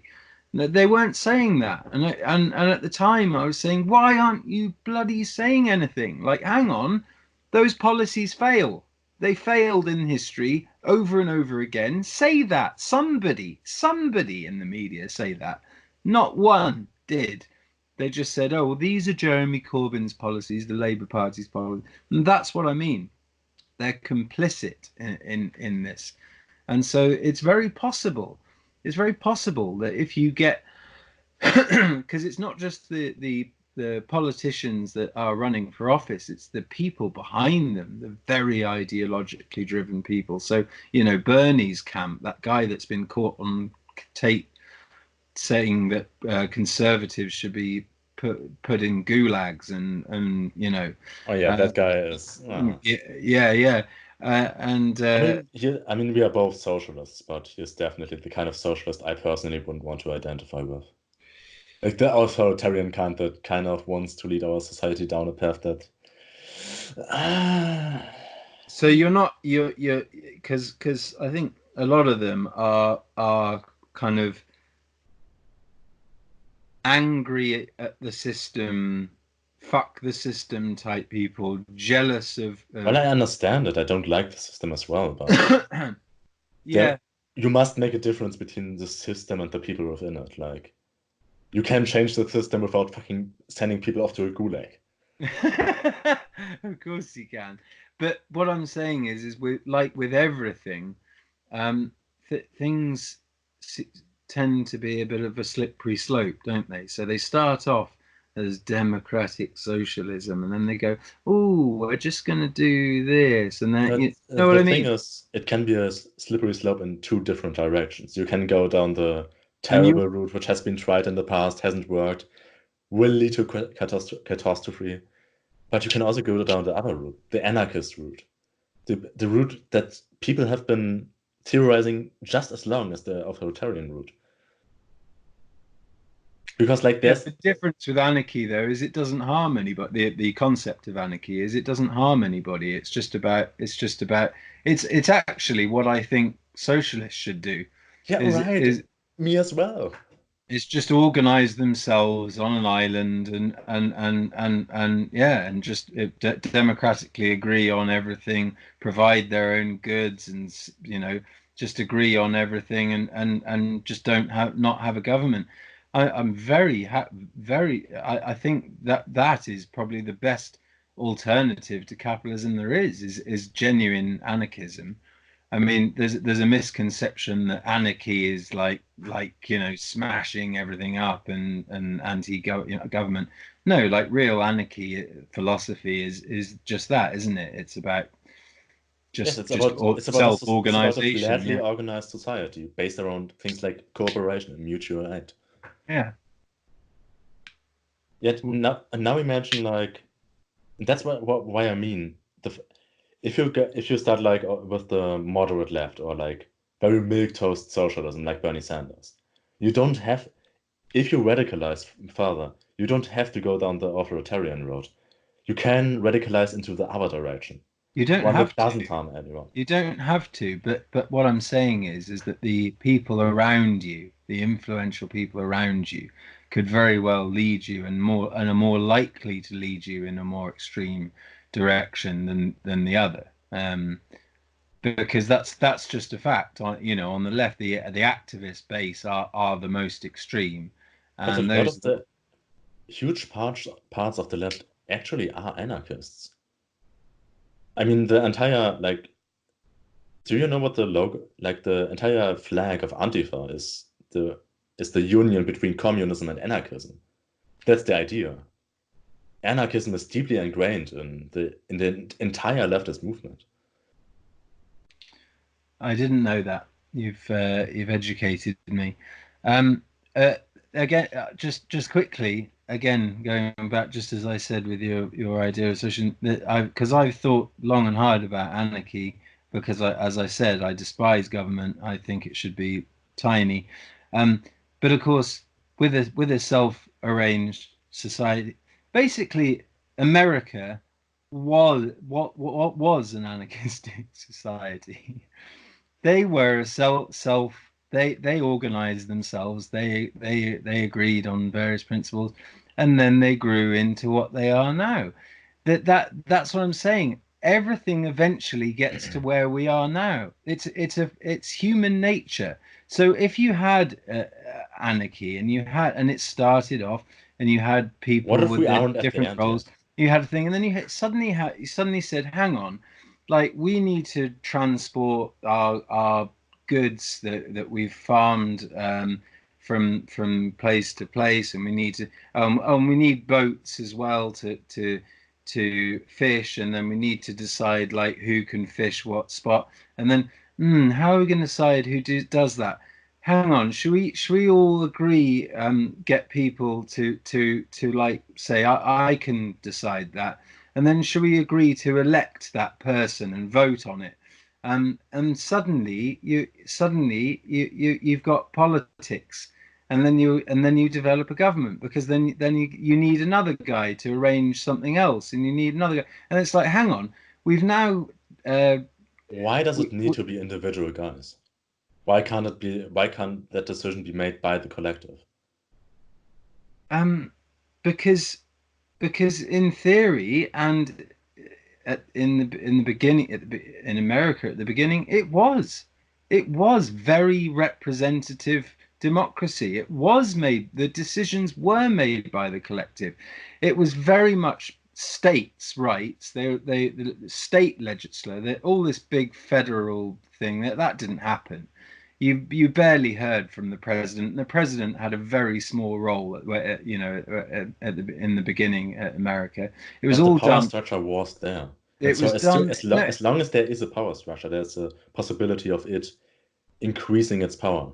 well, yes, because they agreed that because they'd beaten us, they agreed that they would need some kind of protection, just in case somebody or the Brits came back to try and take over again, which we did, and luckily they'd arranged to all chip in for an army, and they beat us and we lost.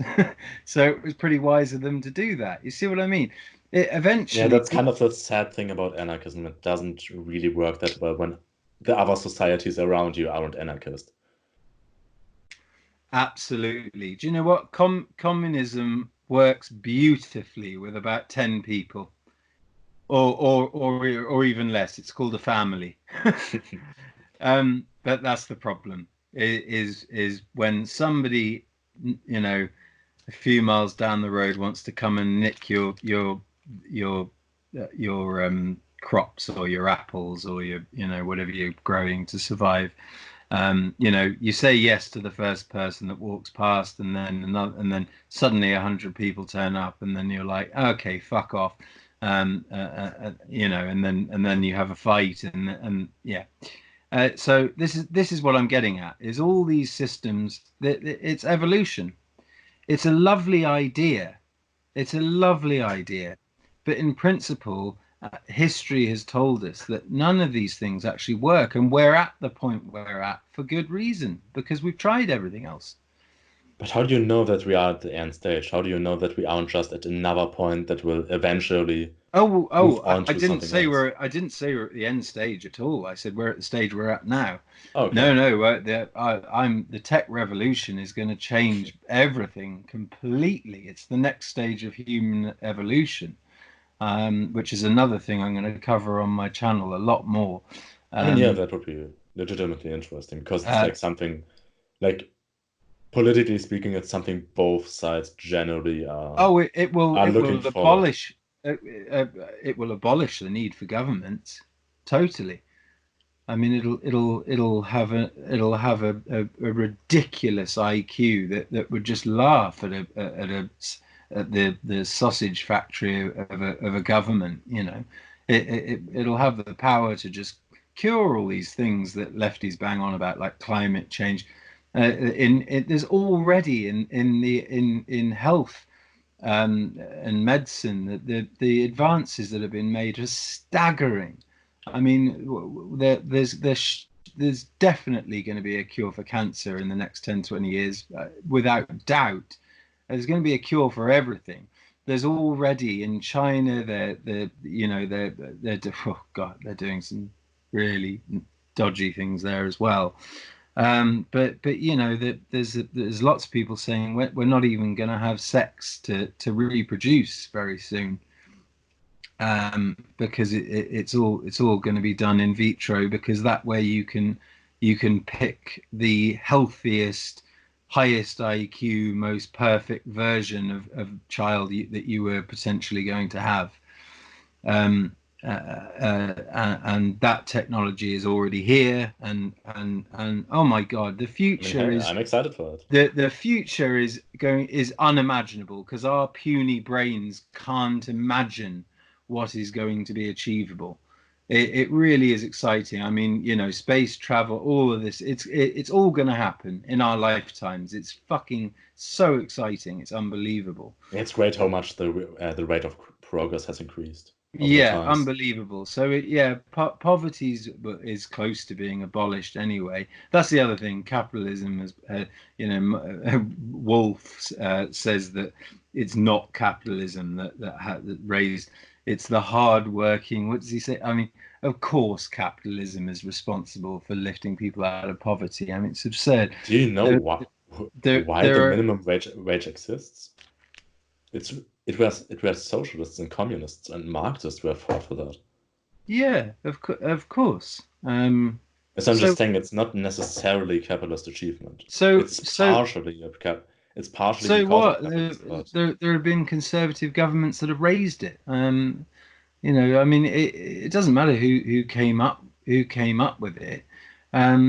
It's a smart idea for what, as we were saying at the beginning of this, for people who are unskilled and don't necessarily have the mental fortitude to advance themselves career-wise. It's only fair that they should have a wage that they can at least live on.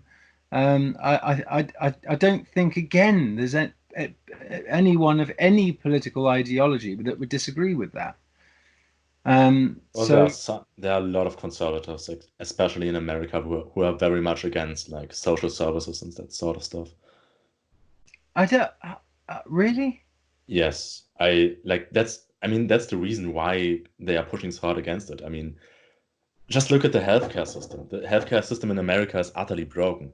Yet, no, it's not broken. It is very much broken.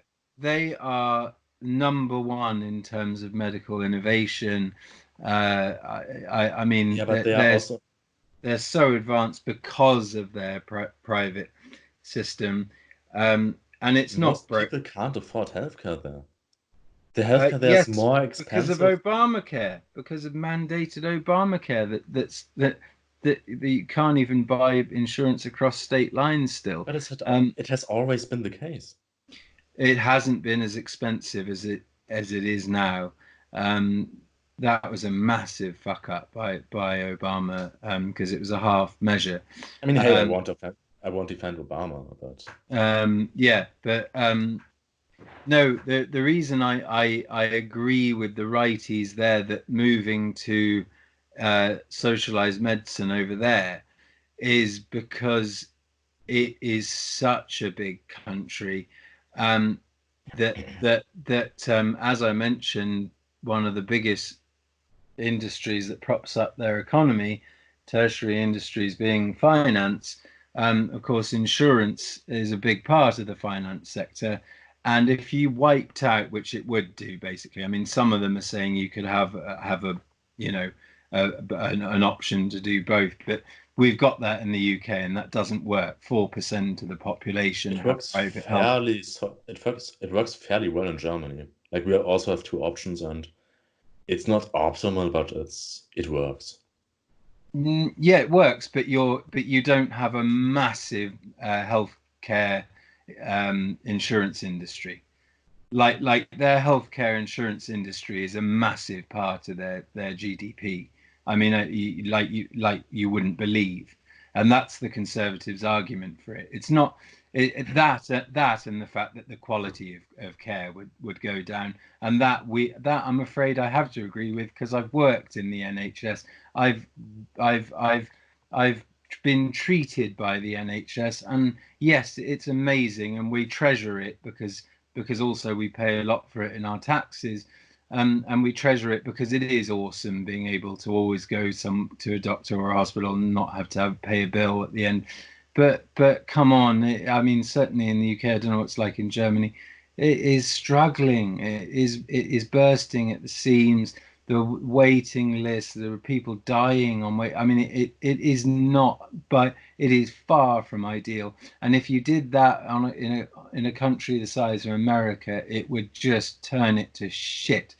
And you would then disincentivize doctors from doing the 7 years of training that they have to do in order to become doctors, and then even more to But doctors would specialize. still be And paid. in America, they have some of the most amazing specialists that can cure the rarest of diseases. But That what good would is that when cease. most people can't afford those specialists? That would cease to exist because there wouldn't be the incentive to do that anymore. And beyond that, just like in this country, the incentive to be a doctor or a nurse is just not there. It has to be a proper vocation. The nurses in this country are angels because they work insane hours for fuck all money, and they're just the most amazing people on the planet. They just have to be, because why would, like, people, they are working for like 30 grand a year. um and that's at the top of the baton. That's when they've done years and years. They Yeah, no, start of course, they nurses and start on like all kinds of 22, social workers that and go they into that direction are like really impressive. yeah, and they exactly, and they work for a pittance, because nurses have to go to university as well, so they have student loans as well. They start on like 20 something grand, and if they get to like staff nurse or something at the highest possible position, maybe they'll earn 40 grand by the end of their career. But and they work ungodly hours. It's insane. So what happens? Less and less people want to do it. So we import nurses from the Philippines and from the newly joined Euro countries, Eastern Bloc ones. Where am I thinking of? Like I mean, Romania and Latvia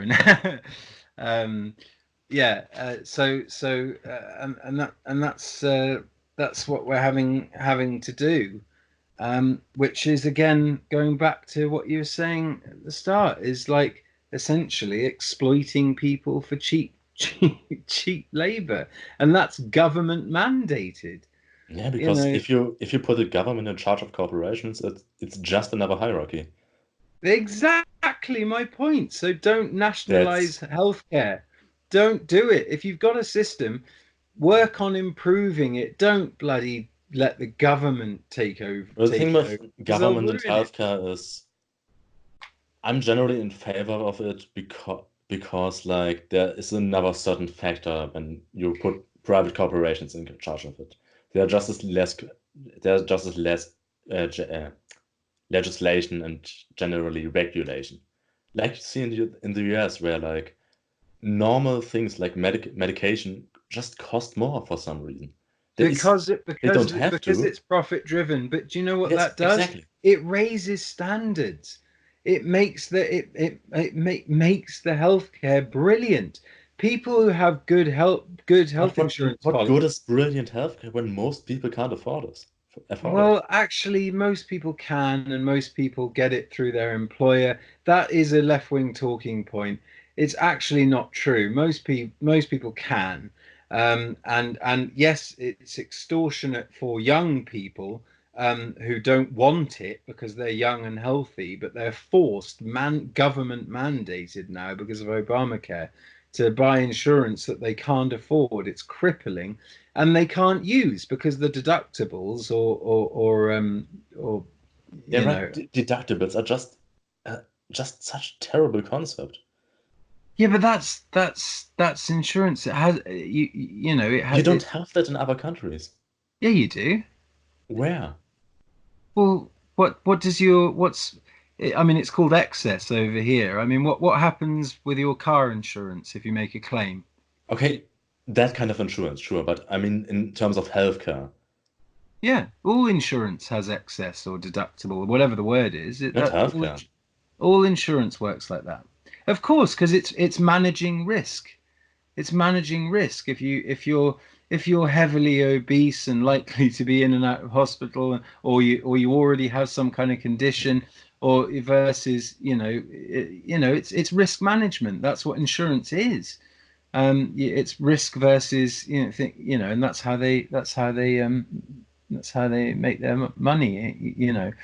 Um, and that's why drug costs are high, because that's one of the easier ways of making a profit.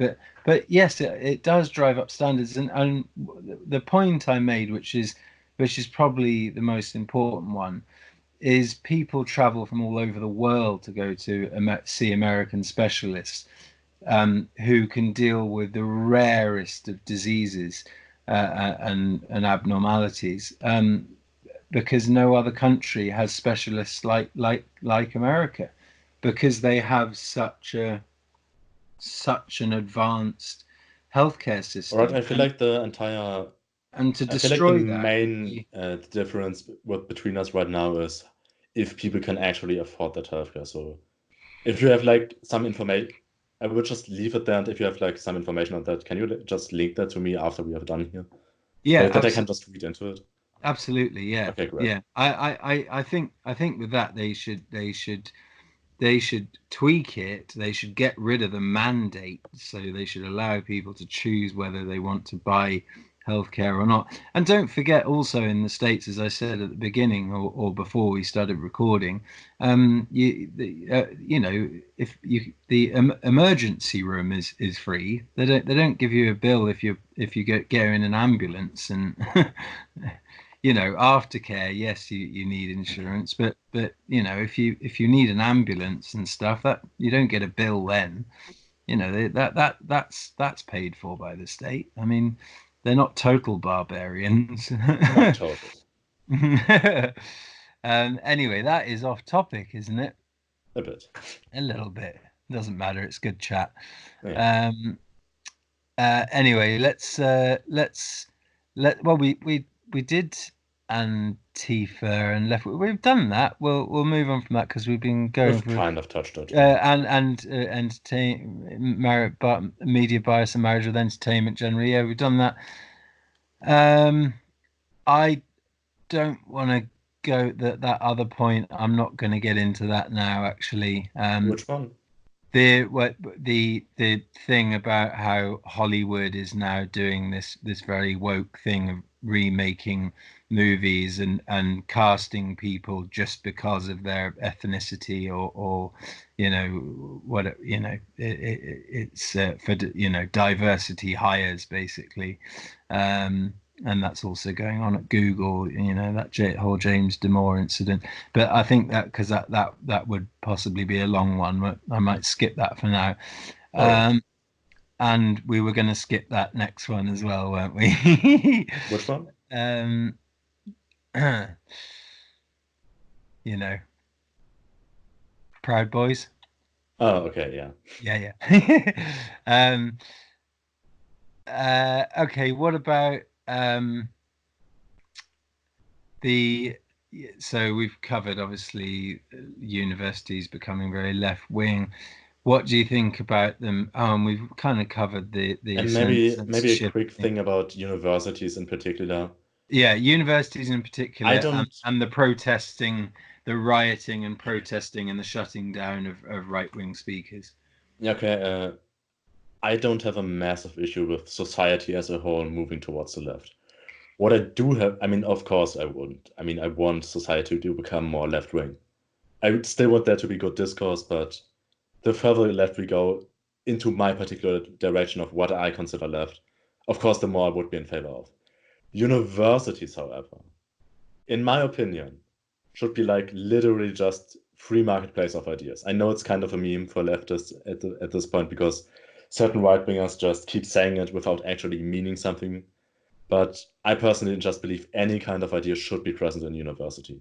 Well, that Just is the because it is very a place idea of a education. university. Yes, exactly. Is a ironically a safe space for the you know, discussion of ideas, that to bounce ideas around in an environment where it, you know, it's safe to do so. Exactly. And to discuss anything and everything, Exactly. and to learn about everything, both sides, everything, and to have it taken over by any political ideology, whether it be left or right, is abhorrent in my opinion. Yeah. Especially when people are getting themselves into huge debt in order to be indoctrinated. Yeah, so oh well, that was a quick one. And so yeah, you agree that these people protesting and rioting and shutting down right-wing speech, yeah, so that it really depends on where. As I said, I don't mind society itself becoming more left-wing, but yeah, university is just, for me, it's the one place. At least leave that one place where everyone should just say whatever their ideology is. Like, I don't care if you are a neo-Nazi, go to university and speak about it. At the time people go to college, they should be able to critically think about things. absolutely. It's about critical thinking, and it's about learning that Nazism, for example, is moronic. And was the brainchild of a complete lunatic. Yeah. So, you know, and so you should go to university to learn that very fact. So yeah, in the same way, you should also learn. Anyway, yeah. I think I know what you wanted to say. Yeah, yeah. So yeah, well, that kind of brings us to the end of the kind of planned things. I was just gonna we can just kind of just sort of have a sort of general wrap up. And the last question I was going to ask you was kind of what your vision, how you think the future might look, and or rather what you hope it might look like. And yeah, what do you think all this craziness and stuff is going to lead to eventually?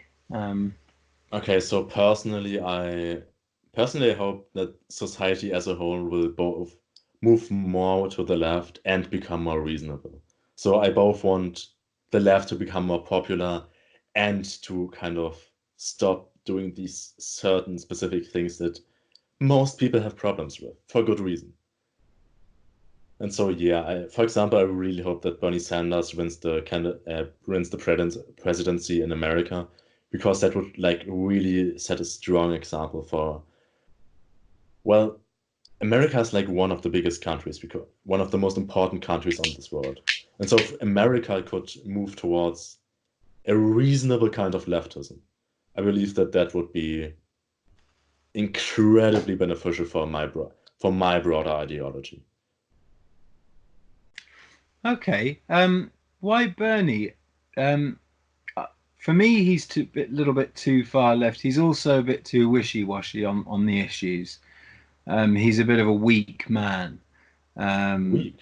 Yes, he's been he's changed his mind a lot. I mean, look, When did he change his mind? He has been fighting for his values for like literally his entire life.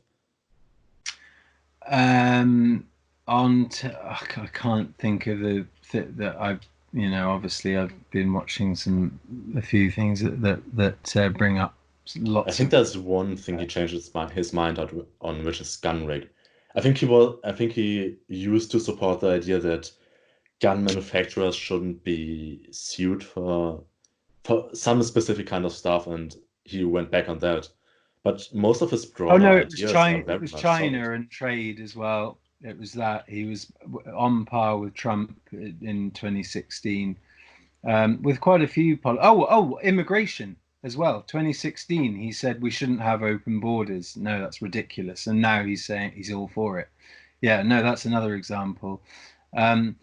Also, that whole business with Elizabeth Warren about being accused, saying said a woman could never be president, even though he's been seen on TV saying a woman can and should be president. And he just sort of allowed that to sort of, that staged thing to happen. He's just a bit, and he let some protesters just take over his podium, when he was giving a speech, and just allowed it to happen.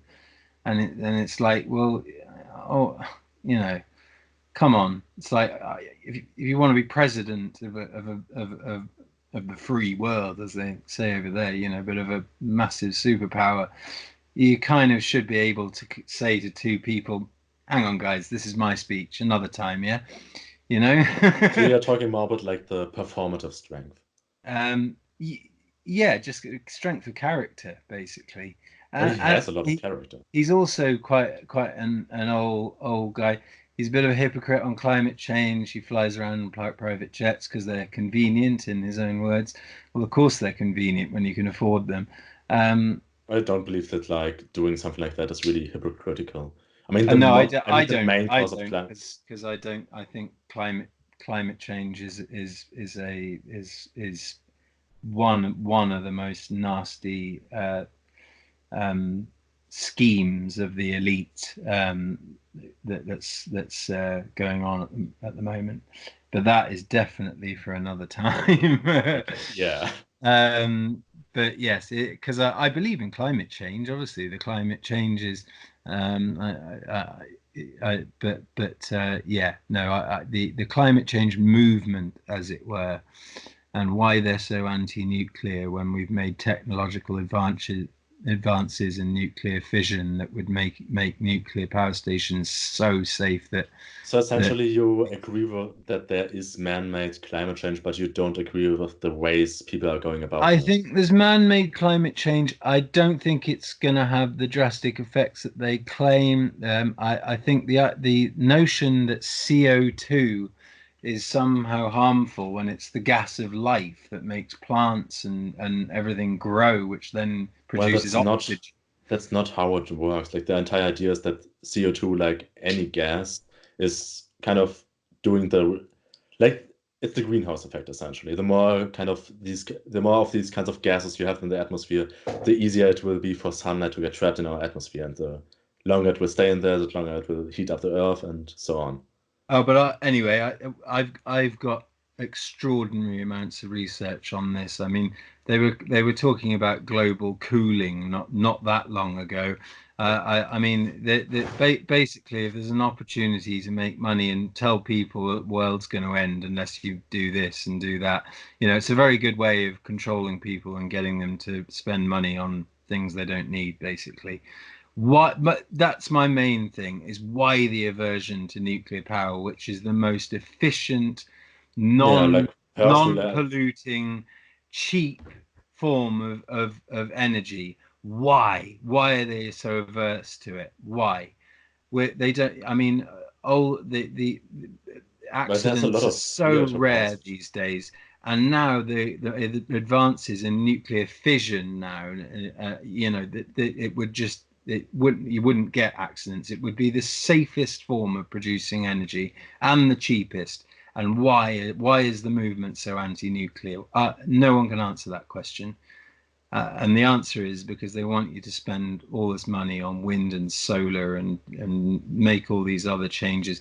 There's very dubious things going on. I don't think there's like this kind of agenda behind it. I really think it's just an irrational fear of what might happen. Again, I'll send you some stuff. You have a YouTube channel. You can just do a video about that, get your opinion. Oh, I am. It's taking me a long time. Like I said, the day job's getting in the way, but as you can see, it's not really at the viewing numbers that I can exactly quit the day job. Yeah. But yeah. But no, I've got that in the works. I've got an impeachment one on the works. So I've got all sorts, that I'm just working on. I just want the quality to be better, because because otherwise it just won't. It has to be better quality. There's a certain standard now, isn't there? Just Yeah, you just need something that really catches people's I attention. I think I think this is going to be quite compelling, and I'm going to do some advanced SEO on this, because this this does get the likes of you and I listening for the entire length. I mean, even though I'm going to split it up, it really does, doesn't it? Well, I hope so. Yeah, I mean, there's lots of conversations like this that have got millions of hits. In fact, I think we're probably done on this, aren't we? I'll edit this, so I'll just, for the sake of the audience, and then I'll stop recording. But I won't say goodbye to you quite yet. But I'll say goodbye to you in terms of the audience. So Hagen, thank you very much for the chat. That's been awesome. Maybe we can do it again sometime. Oh yeah, for sure. Like, I had a lot of fun personally. Like, as I said at the start, I really enjoy like just talking about this kind of stuff, getting new ideas out there, listening to the ideas of the other side. It's just fun. It is, isn't it? And Yeah. yeah, I'm really grateful once again for you doing it. And yeah, there should And be also more. thanks to everyone who actually listened this far. So Yeah, likewise. Yes, you're the thank best. you. Please, please tell your friends. um, all right, guys. Thanks for listening. And yeah, but your Hagen's Twitter thing is in the description as well. And yes, let's